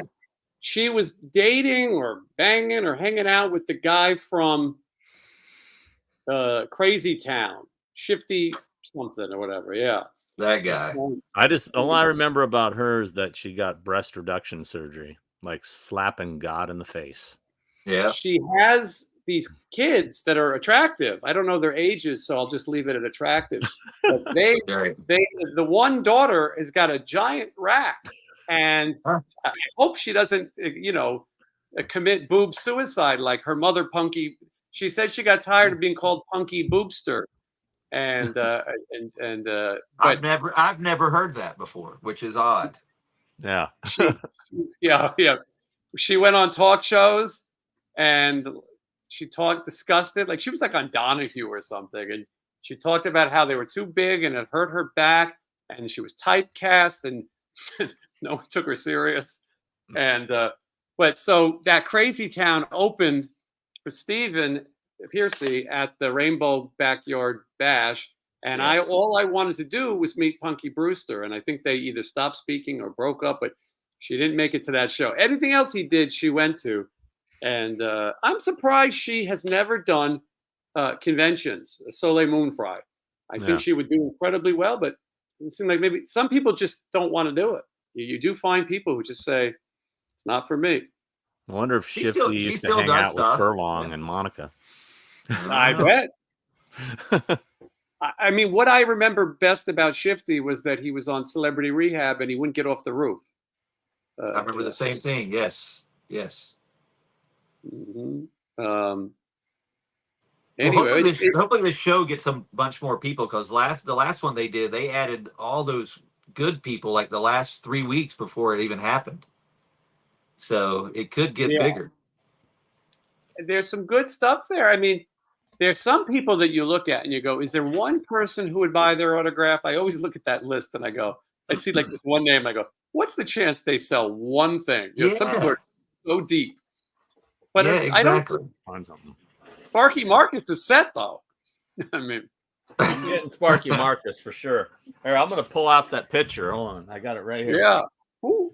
I got to see the promoter who found Sparky Marcus. Like, who's going to be waiting in line? I found him on Facebook. Yeah, Stuart Pankin. Like, who's going to I don't see a whole long line for him either. I heard the last convention that we were talking about was very unorganized. Priscilla Presley's line was really bad. Out the door, she took long lunch breaks, and Here we go. Found it. All right. The fact that he could find this so fast, incredible. I'm organized. I wish I was organized. Wow, look at that. That is amazing. And that's Sparky right there. I need to get him on there. And you have Marty Croft on it. I see at the bottom. Got Billy Barty on there. Got Rip Taylor on there. Johnny Scott, Sid and Marty, Van Snowden, who was Sweet Mama. What's her name? Sharon Baird, who was she? She was Big Daddy. Yeah, she's also Puff's sister sometimes. Yeah. Yeah, I mean, literally, I have everybody on this picture but Sparky Marcus. You can't go, Sean. You can't go to Monroeville. You have. This is important. This is important. This is completion goals. And just look at all that space around his picture. Like, you can get him to fill in, like, write something really cool. Yeah. Then it can be framed and matted and put on the wall. Finally. Yeah. I do that. I won't put something up until it's complete sometimes. Mm-hmm. No, I don't blame you. Yeah. And you never probably thought this would happen, and I don't think that Sparky Marcus is going to be at like Galaxy Con across the country. I think this is it. No, Sparky, this is probably like a one and done. I see somebody here. I would pay top dollar for an Alan Oleni autograph, Black Ace. I'm actually considering trying to get Black Ace to Arizona for Mad Monster. I have his contact info.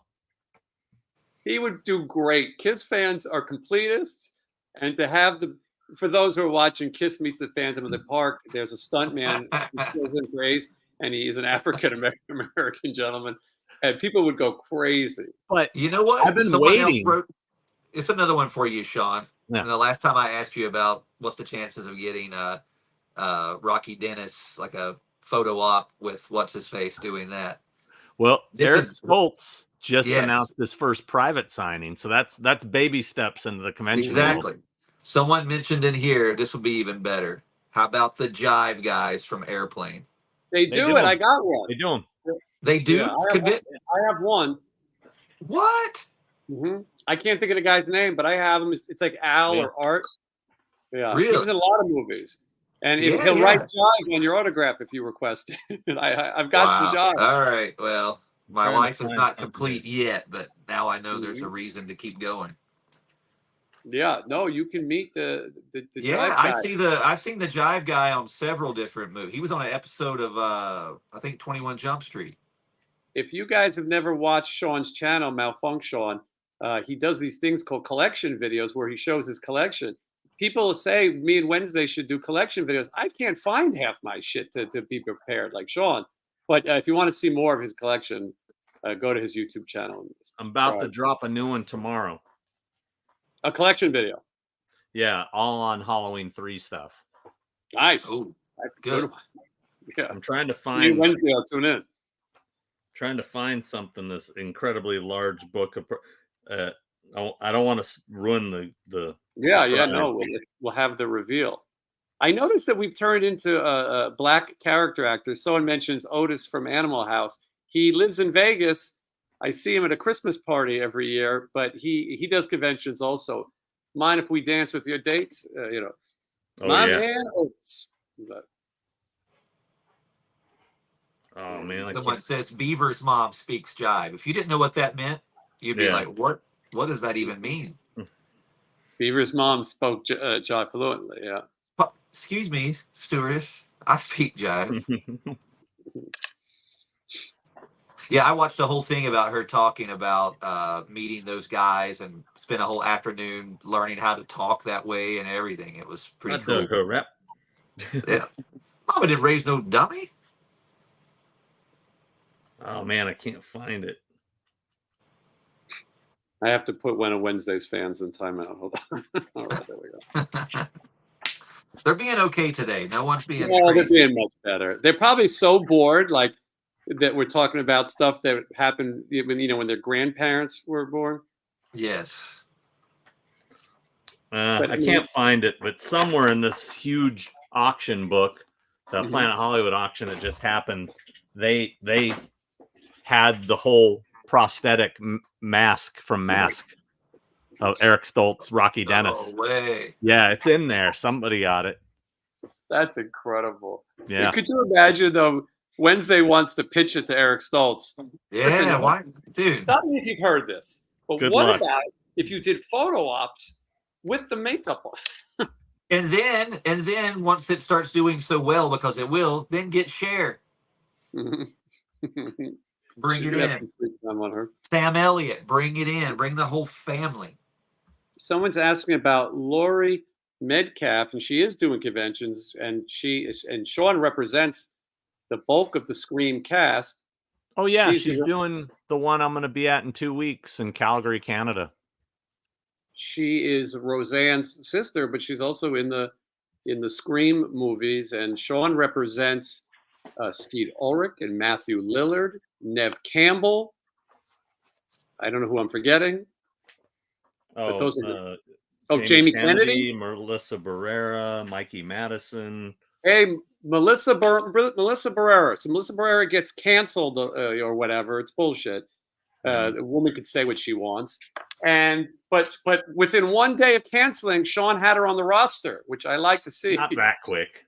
No, but I found her to be very attractive in the pictures that I saw. Yeah, she's a very beautiful young woman, and she looked like she enjoyed doing those conventions. Oh, hold on, I think he found it. Wait. There it is. Now that's not Melissa Barrera. That is the Rocky Dennis prosthetic head. How weird. That looks Wednesday, like you Michael. need that. That's like Michael Myers, kind of. Or Silence of the Lambs. Yeah. That's But cool. Melissa Look at that Barrera horn. looked like she looked like she enjoyed it, Sean. She seemed very into it, writing long inscriptions and chatting with people. Super cool. Yeah, that's great. It's great when you see someone do these conventions, not just because they have to, but because they're into meeting people and being complimented. So Yeah, there she is. Right. Wait. hold on. Wow, what a creepy looking man. That's like Leatherface and Michael Myers and like. Yeah, look at that. So that's the a Scream cast in there, right? That was this weekend. Yeah. Got this too. Thought this was kind of cool. What is that? I can't. Oh, it's Dude. Wayne Knight, Jurassic Park. That is cool. Yeah. Andy's Newman. I like that these photo ops have cool, backdrops and they're doing something. It's cool. Let's see. We Sean, totally got off the topic of theme songs. I know. Sean, where is that convention that you're doing around Halloween with the two Michael Myers? It's like in the South or something. I know that pro-choice is not allowed there. I'll tell you that much. What? Are you asking me? Yeah, you've got Nick Castle and Dick Warlock at a show together. It's around October. Maybe I'm talking too soon. Let me look. I don't know. Let me look at my I list. feel like it's like Kentucky or something. I was thinking. Oh, Scarefest in Kentucky, Lexington. Yeah. Yeah, Hold on just a Lexington. Yeah. So I'm thinking we'll take Sean out while we'll bring him back in a second. But anyway, I thought Wednesday. That's a good convention for us to redo Where's our it, Kentucky? Man, they do conventions anywhere and everywhere. except the West Coast. Yeah, None of weird. these people. The Mad Monster's in North Carolina, and it's like 2 minutes from like where I used to live. It's insane that happens there. These people live in California, but you can only meet them in Monroeville, Kentucky, Pennsylvania. I mean, what the hell are you gonna do? But anyway, yeah, we started with TV theme songs. I hope people are enjoying this. I'm glad that Sean Clark could join us to talk about some fun. I like when we chat and it's just a pop culture potpourri, a potpourri of pop culture, a free for all, and we try to remember some of the. This stuff makes me feel young again. It keeps me. I don't know. It's fun. Too. I can talk about myself all day, but this is much more fun. And I want to point. Let's go around the horn a little bit though. officialwednesday13.com. You can check out Wednesday's tour dates. I'm going to see you in Vegas in a couple of weeks for the Sick New World. I feel like they should call it Sick Old World when you look at some of the people performing. But yeah, there's a lot of bands on it. Like I think I counted at one point, but I forgot what it was. It's a lot. 400. How they're doing it. 400 bands. Yeah. Oh, do you freeze? You froze. Right. We can hear you. That's all right. You guys are going to keep talking. When it hits the 2-hour mark, this happens. Oh. So you guys hold down the fort, and I'll be right back. You freeze up. Yeah. All right. You guys carry the conversation. So are we getting into the cartoon kid stuff? I think you should just go into your list of stuff, because we didn't really stick to a theme. We just kind of went with it. So are we talking about themes or no? Are we off? Yeah, go ahead. I say go ahead. Well, I mean, definitely my favorite Croft theme. I think I got to go with the original opening theme, Sigmund and the Sea Monsters, which was Friends. There's nothing like a day out on the beach when all it does is rain. You know that one? That's a good one. Yeah. You gotta have friends knocking at your door, friends. And that is an example of a show. Season 2, they changed the theme. They did. To the happen one day out on the beach, haunted sea caves, they say, or whatever. And I need to go back and rewatch those. I have the whole box set on that. I'm sure it has all the different stuff on it. Oh yeah, and then that had a completely different outro song too. You better run, you better hide, you gotta keep them out of sight. Be careful, Sigmund. So that was They had very some great musical show. songs. Yeah, there was some really good stuff. It's almost as good as the Scooby Doo songs. And they used to I mean, basically, you know, they for them and for Bugaloos, for Johnny Whitaker and Bugaloos, they did a whole album. So every episode, like Johnny would end up singing a song or something, you know. It was kind of like they used to do with the Hardy Boys. Remember with Sean Cassidy? Yeah. They would always worry, oh, hey, you got a guitar, Sean. You want to do this? I don't want. Okay, fine. You know, a do run, run, run, a do run, run. You know, it would just bust it out all of a sudden. Yeah, someone's here is talking about the Dickies redid the Banana Splits theme. Oh yeah, Banana Splits, great theme. I love the Underdog theme. Yes. You know, yeah, Hong Kong Phooey. Somebody said that's a great one, man. You guys got back on track. I like that. I was listening, and those Sigmund the Sea Monster. I remember that so much too. And I was an only child, and so sometimes I felt, you know, so I kind of the TV set raised me. But you sometimes, now that we're all adults, you talk to other people who were sort of having a similar thing, sitting in front of the TV, watching these kind of shows, and you were saying the end credits, the better run, better hide. All of those things, you just kind of forget that they were different parts of those great shows. Yeah. Also an only child. So okay, yeah, that. Yeah, I kind of was too. I had a brother and sister, but they weren't really around too much. I was kind of by myself. I think it adds to creativity. I mean, because you really got to come up with ways to entertain yourself if you're playing with toys or watching things, or you know, I'm sure we were all writing movies in our head, you know, and thinking of, you know, when I was a kid, I wanted to host a talk show long before YouTube had a forum for it. But I was ready. I was ready to have guests come over to the house and.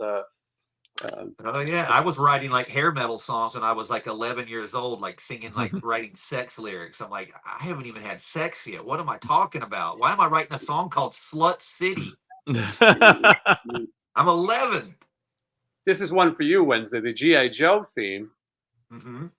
Yeah, another excellent. That's an excellent one too. Another one everybody knows. Easy to sing along to. Another good narration. G.I. Joe. When I was on the road in Utah, I went to a shopping mall, just looking around. I go wherever's in town, and I'm texting Wednesday pictures of the G.I. Joe collections in the mall store. You know, like these are, people think, oh, you're on tour with a rock band, you must be talking about chicks, but it's either cats or G.I. Joe figures. That was a good G.I. Joe. I had most of that stuff. They had a couple of good little things there I would have been interested in, but for the most part. Flintstones, as far as the cartoons go, huge. I mean, all the Hanna-Barbera shows, Flintstones and Jetsons as well. We'll talk about catchy. I used to listen to Flintstones on the 45s. I used to listen to those all the time. Like, and we could still watch it on TV, but I would still listen to the whole story. I have a deep cut. Okay, go ahead. Do you remember Super Chicken? I know the figure because they made a Funko of it, but I don't know if I can remember the song. Like it started the bok bok bok bok bok bok bok bok bok bok bok bok. You remember that?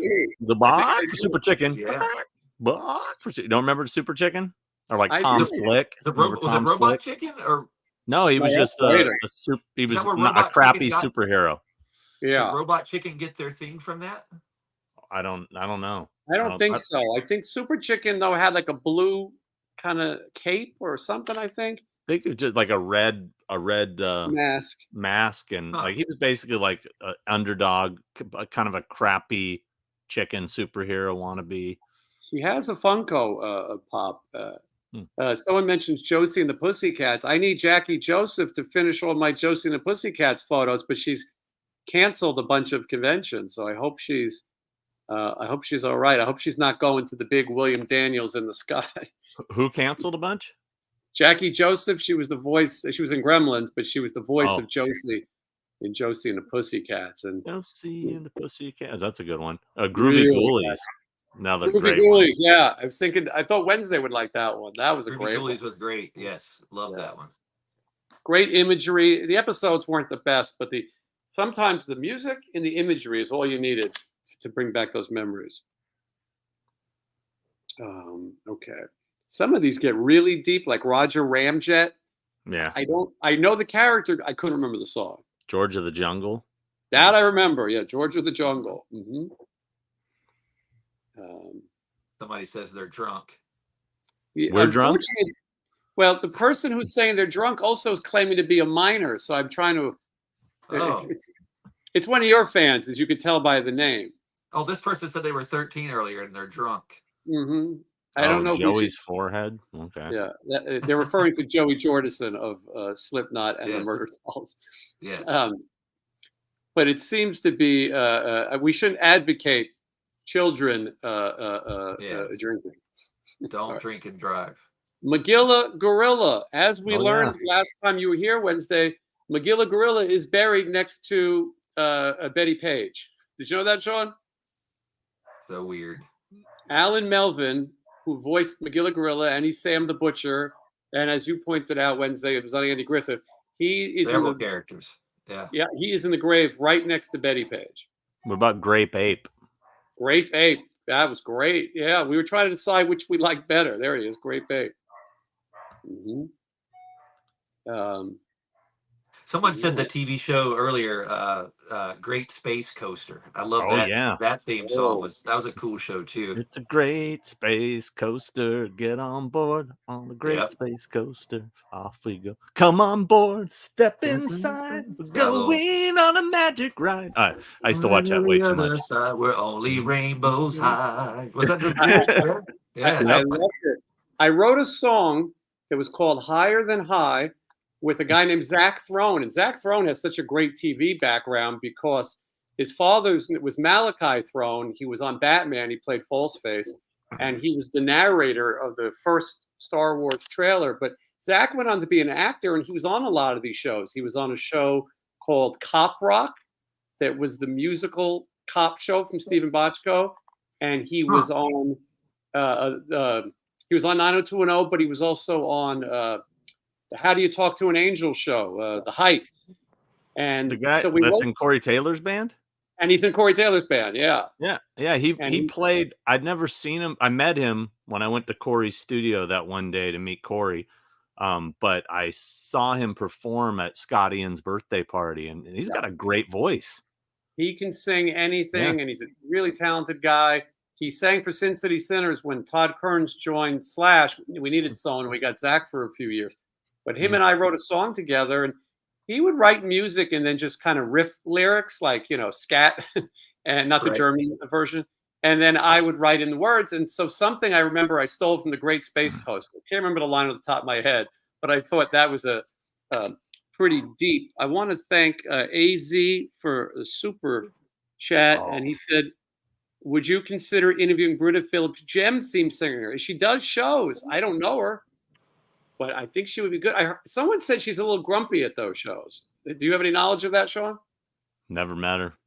Don't know who she is. She did the show with the guy who voices Skeletor. E-Man? Alan Oppenheimer? Alan Oppenheimer, who was also the doctor on Bionic Man, a $6 million man. But they did a convention together, and I had never met her, but she sings the Gem theme song. But I would have her on. Somebody on here mentioned Schoolhouse Rock, man. Dude, there's so many great songs from Schoolhouse Rock.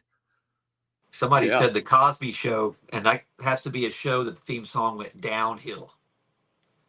Remember the Cosby Show when the last season where it was just like they're dancing around in like hula skirts and total different yes, changed every season. Yeah, changed it up. Didn't like it. Someone says the Benny Hill song. I think it's called Yaki Sax. I think, right? That's a great one. Yeah, that's a big one. If you want to clean up something real quick, get a broom out, put that on, and you can sweep faster. and smack a lady on the fanny. The good old days when you why not? Married with Children. It's definitely went on to be an historic theme song. New Zoo Review. Somebody said earlier. I remember that. I totally forgot about that. Fraggle Rock was another great one. Yeah. Fraggle Rock. I didn't really like the show, but I liked the theme. Yeah. I liked the show. I grew up on Fraggle Rock. I liked it. Yeah. I mean, the Muppet Alf. Show then too. Muppet Show, if we're going Jim Henson shows. Even the Teenage Mutant Ninja Turtles was a good theme too. Catchy. I have to say, I think Alf has a better bass guitar in it than Seinfeld. There's a lot of good bass in the Alf theme. Way better than Seinfeld, I think. Even though there's a lot of bang tangoing in the Seinfeld. That's a statement. Oh, the Green Hornet. That's an instrumental one. It's all right. Yeah. Kung Fu. Kung Fu. Yeah, I saw someone say that earlier. Walk the Earth like Cain. Yeah, Kung Fu is a good one. Name all the Fraggles, somebody says. I couldn't do it. I was not I know a of fan. several. There's Gobo, Wembley, Boober, Red. There's the Doozers. There's the Gorgs. The Trash Heap is another one of my spirit animal. That was the big pile of garbage they would get advice from. Some of these sound familiar as you're saying them, but I don't. That's pretty good. All right, let's see. Yeah, but Bang these are all. Tango, and that's a new theme to start worrying. When someone funks it up on the bass, there's Bang Tango in it. Mm-hmm. Here's one that I forgot. Really good one. Banana Splits. We talked about it while you were fixing. Oh, yeah. Okay. Good. Yeah, that's a great one. Yeah. It's a great one.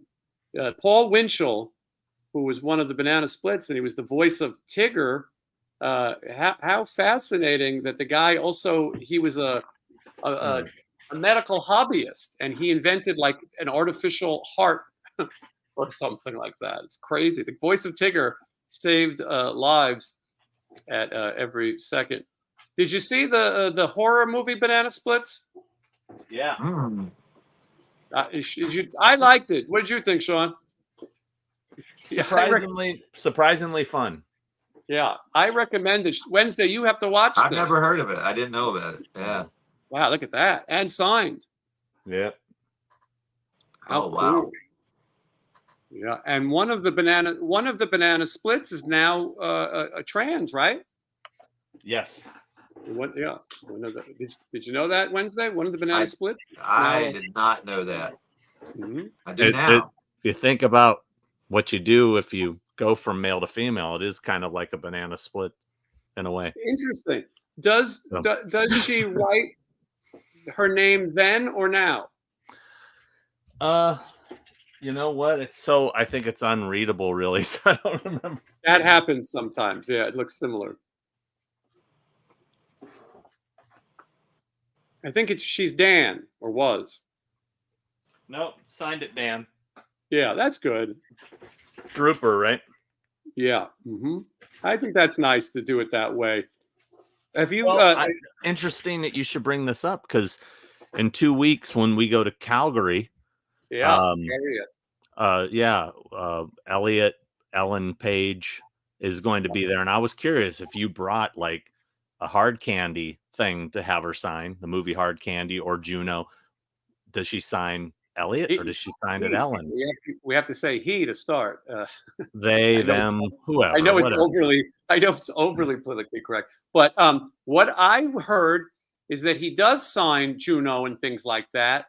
And someone said that the signature between Ellen and Elliot is so similar that it really doesn't look that different when he signs it. Am I the only one who looked at the topless pictures of him like mowing his lawn? I looked at him. Yeah. I know who you're talking about, but I think I didn't know what I was looking at. I didn't know who it was. The way the world is changing now, could I show a picture of a topless Elliot Page and not be in trouble? I feel like that shouldn't be an issue. You should be able to now. I'm not going to find out. I'll probably lose my whole channel. But I probably have bigger breasts than he does currently. So, you know, I definitely do. Yeah, I definitely do. Because he's quite thin. Yes, but it is interesting when these things happen at these conventions. I mean, I don't know what Bruce Jenner does. You know. Yeah. But anyway. Yeah, I'd be bummed if you handed him a box of Wheaties and he signed Caitlyn. That would suck. That would be weird. Yeah. That's exactly what I thought. I mean, it doesn't make sense, you know. Okay, so let's see. Anyway, lots of interesting stuff. I was promoting before I got logged out, which is officialwednesday13.com for tour dates. He'll be at Sick New World, U.S. tour later. You're going to be in the UK. You're going to be everywhere. Hardcore superstar, right? You guys? Yeah. So yeah, we have the Vegas festival thing in 2 weeks into the month, and then I have the summer off to write and record, and then we're going back out. I saw routing today, like August. Fans are asking, August 24th to October 4th is going to be the U.S. date, the timeline. So you'll have to wait and see where we're coming. Nice. I hope that we're going to be in some of the same cities. You know, that'd be nice. Overlap. Yeah, the routing looks really cool. It's like I said, it's going to be a tour with. It's not our headline tour. We're going to be supporting somebody, but we're hitting some good places, cool venues, and I seen Florida on there. So anybody from Florida that's been begging us to come to Florida, you might actually see us. Nice. I saw somebody mention this theme, and it did pop into my head, and I had to pull this one out. Making it. Yeah. Signed, David Naughton. Yep. I just watched a video of him yesterday performing that live on like 2 different TV shows I'd never seen. And then I was telling Jason, there's a TV show that JJ from Good Times did called At Ease. It's a military show. It did maybe a couple episodes. I was watching it yesterday, and David Naughton is his barracks buddy. Wow. It was blowing my mind. It must not have been more than a couple episodes of, but it's called At Ease. He lived here in Vegas for a while. He came to see my band play at a place called Green Valley Ranch. And I talked to him and I said, hey, you know, maybe next time we'll learn Making It or the Dr. Pepper theme, you know, and he seemed interested. And then he had some legal trouble. And that was the end of that. But he's still around doing these. As I've said before, Ron Jeremy is in he's in a dementia state. He doesn't know where he is. But he can only speak on this show. He's sort of like Mr. Ed. He suddenly has moments of clarity. And here he says he might be turned on by Elliot Page. I'm not sure. I will say that one time Ron Jeremy and I played that MFK game, and somebody had Elizabeth Taylor in the choices. And he told me, oh, I do it. And I go, really? Like now? And he goes, yeah, why not? And I go, she's 100 and has like a bad hip. And he said, I close my eyes and she's Cleopatra all over again. So anyway, I just wanted to remember him. I just read a good one that I can't believe I forgot. Fat Albert, man. Amazing. Yeah.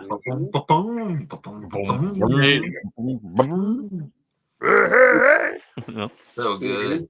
Great one. It's amazing how many. I used to love it when Fishbone covered that. They used to cover that song. You know, when you said that, I just started thinking about Cosby's picture pages too. Was amazing. The little pin. I'd love to have that pin. Yeah, the pen had a name. I forgot what it was called. Mortimer. Wow. Yeah. How I know this, I don't know. Can't pick my relatives out in the lineup, but know the pin and yeah. You can hold on. Your fans are getting drunk again Wednesday. Hold on. The 13-year-old is drunk. It's too much. I gotta put them in timeout. I think it's too much.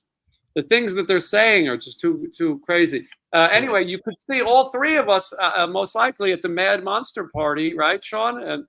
Have you talked to them yet Wednesday? Is Eben still in charge of that, or is it Eben still with that? Okay, I just need to hit him up. So I mean, I brought it up to him, and he seemed into it. So yeah. Okay, I haven't talked to him in a bit, but I'll hit him up if you mentioned it to him. I'll hit him up. Who's the other guy that I talked to? There? It's Eben and his other Evan. Okay, Kevin and Eben. Kevin and Eben. Yeah. All right, I got you. Okay, yeah, I'll hit him up and see what he says. This is going to be a great convention. If you guys are fans of horror movies, a lot of the cast of Scream will be there. If you're a fan of rock music, Ozzy Osbourne and his family will be there. Stephen Pearcy, the voice of RATT, will be there. And Dave Ellefson, David, he hates to be called Dave, of Megadeth, is going to be there. And more people being added. It really is going to be a big party. And there's some other fun surprises. A Mad Monster Party. It's in the Phoenix area. It's in Glendale, I believe it's called. But Yes. I hope some people could come out. The fun, you see the fun we have here. Imagine what we could do there, and maybe play some music. Who knows? So that's that. And I want to make sure people know to check out Sean's channel. You can look under Sean Clark or under Malfunk Sean, and a new collection video coming. If you're a fan of horror, if you're a fan of movie locations, this is the place. Sean is kind of the guy. Sean, I say if you didn't have such a busy schedule, you would be the king of these YouTube things because you've done them all before. Other people had the idea. Your methods of getting access are notorious to get locations that no one else has seen. My favorite story is the Phantasm story. Have you told that one publicly? Oh, getting into the viewing room? Yeah. Which you know is funny? I don't think I know this one. It's good. So this is when I was doing a Phantasm article for Whorehound. It was just photos, and I hadn't shot my episode yet. I'm actually finishing up right now. That's a future video episode. But when I went there, I made the mistake of I don't even remember how it went down exactly, but the viewing room in Phantasm is the room that Michael runs into and he hides in the coffin as the tall man, and then we're walking by. So that's the viewing room. And apparently back whenever I did this over 10 years ago, you had to have a reservation to go in and pick out, to see the coffins, the display room. Mm-hmm. And so I said, look, my grandmother is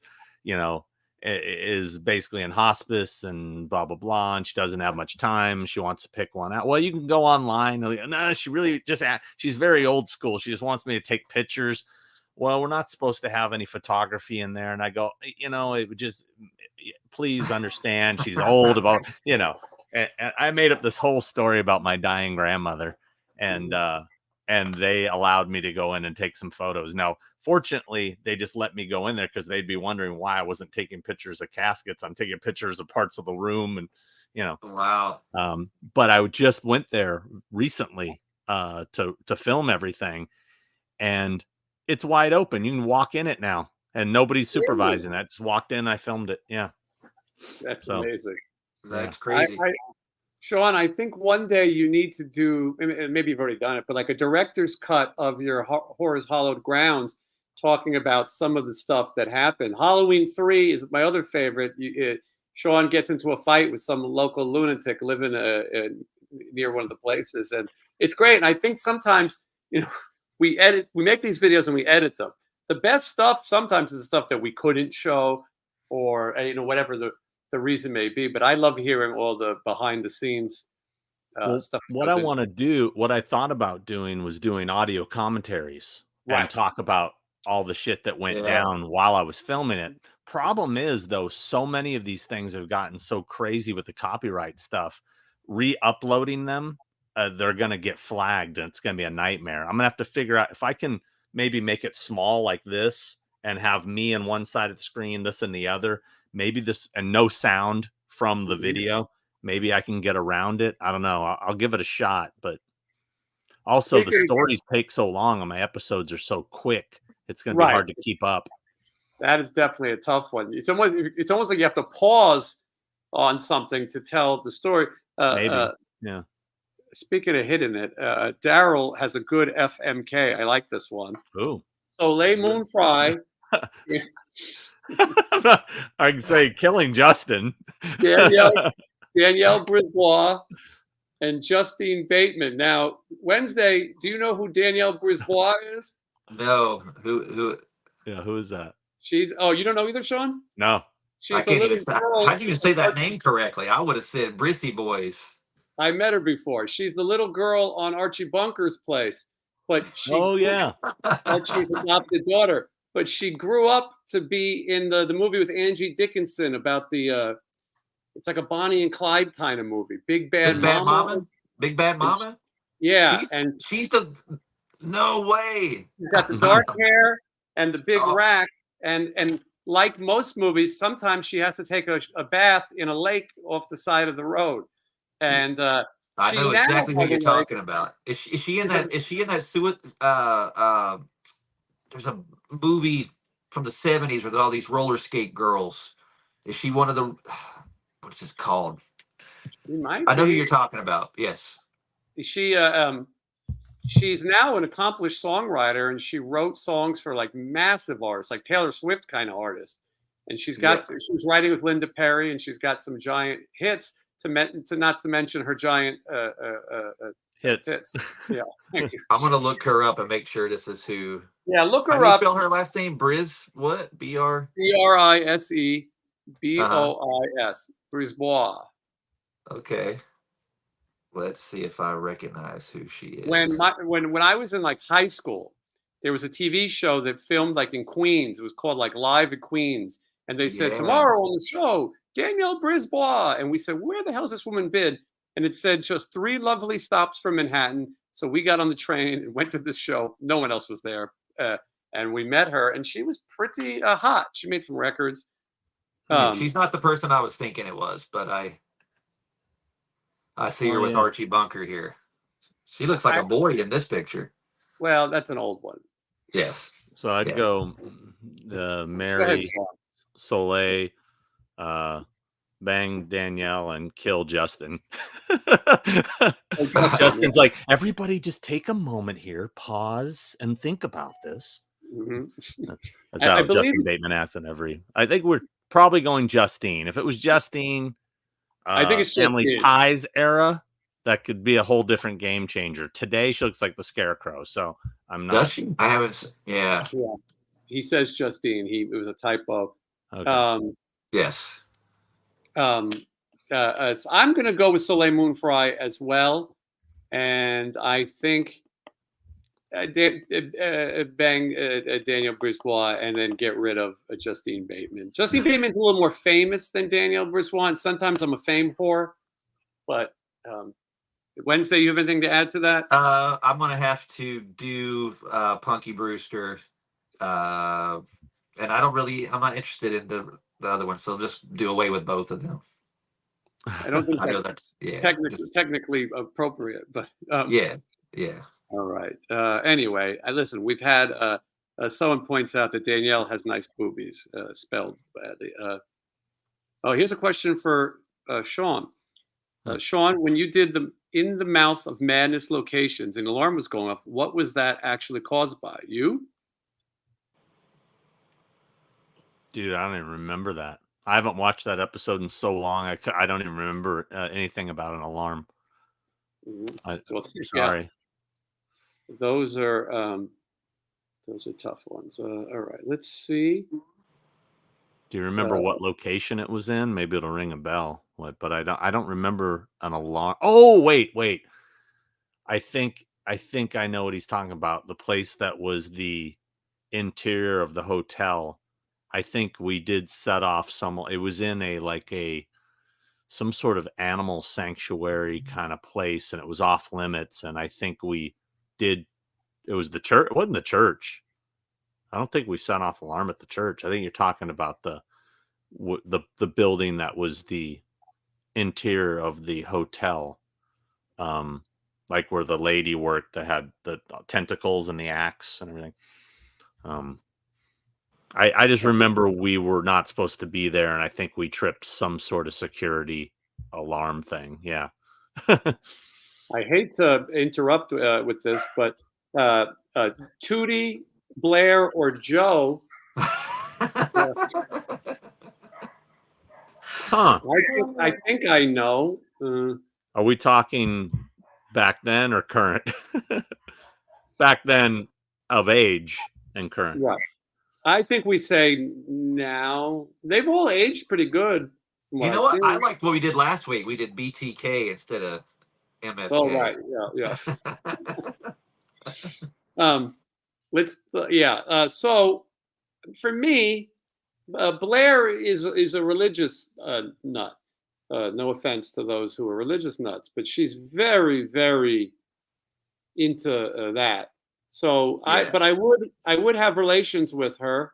Mm. She's That's aged why. well, and then Make her, yeah. I might marry Joe, and I don't mean to get rid of the African American. I'm not trying to be politically incorrect. And Tootie got a nice rack as she got older, but I think me and Joe Polnicek would have a better time together. All right, what do you guys think? I'm gonna have to bang Tootie just because it just sounds cool. If you said it just sounds good, right? Yeah. In the roller skates, with the roller skates. Yeah, you're just like, well, I banged Tootie. Whoa, that just sounds good. So I'm gonna bang Tootie. I'd probably bang Blair too, just because she deserves it. And Joe, Mhm. just get her out of there. I'm not into that. Yeah, I'm not into. You Sean?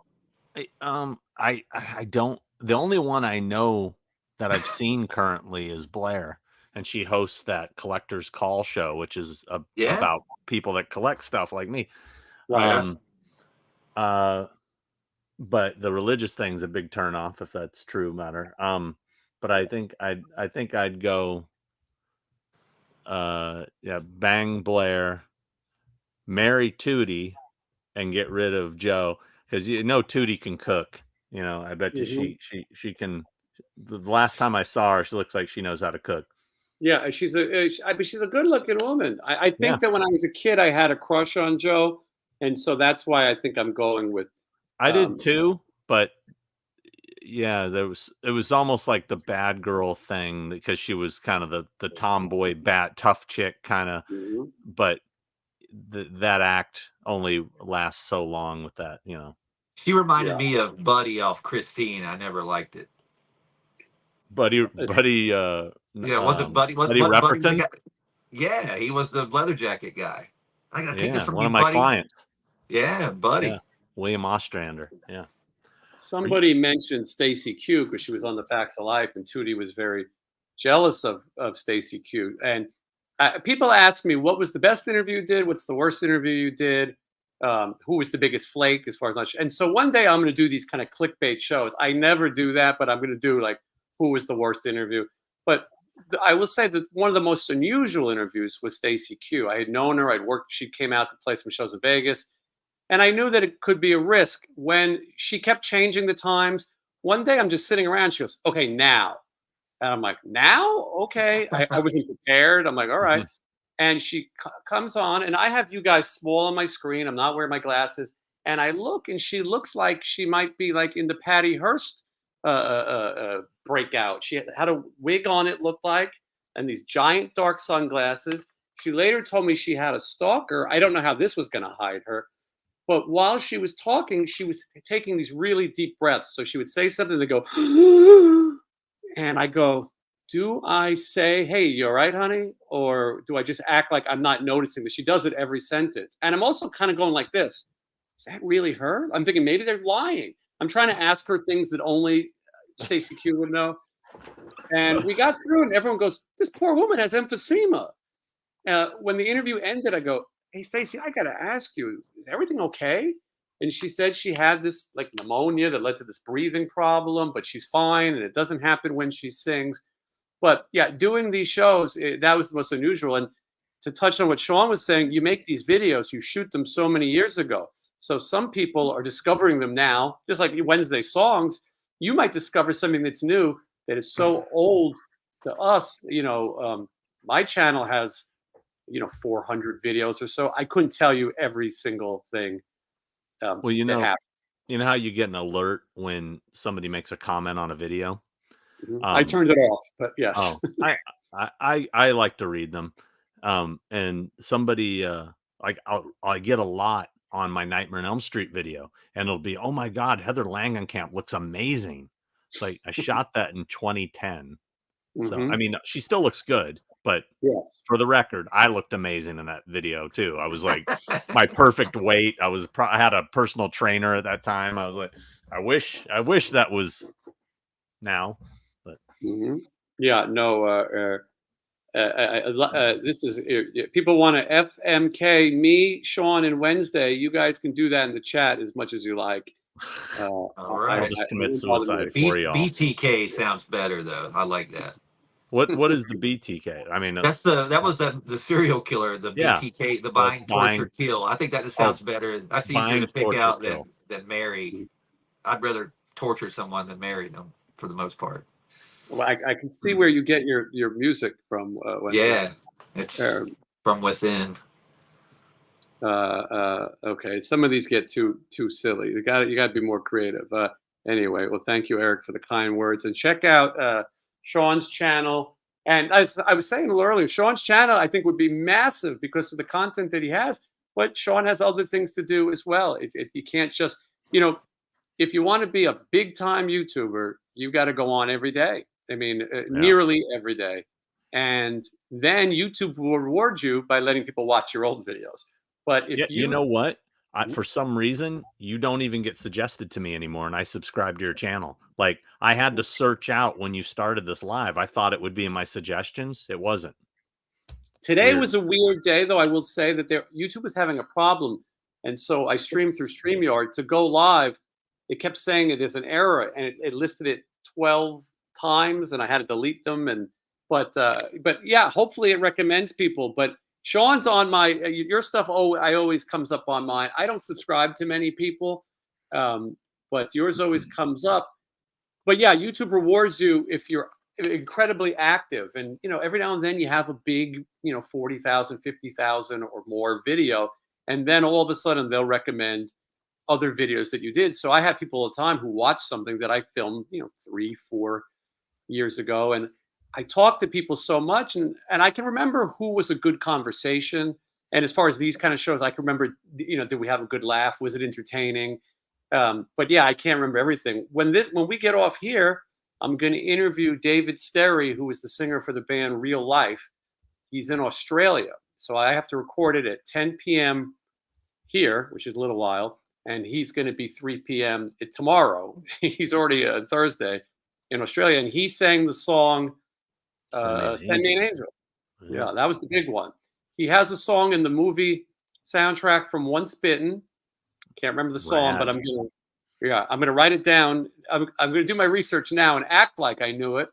And he was also he did a song in a Pia Sedora movie, and I forgot the name of it, but it's one of those crazy titles. It's not the butterfly one, is it?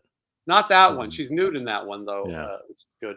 But no, this is like some crazy thing. And then he has Send Me an Angel, which is in RATT movie as well, with a crazy scene where they're dancing with their bikes.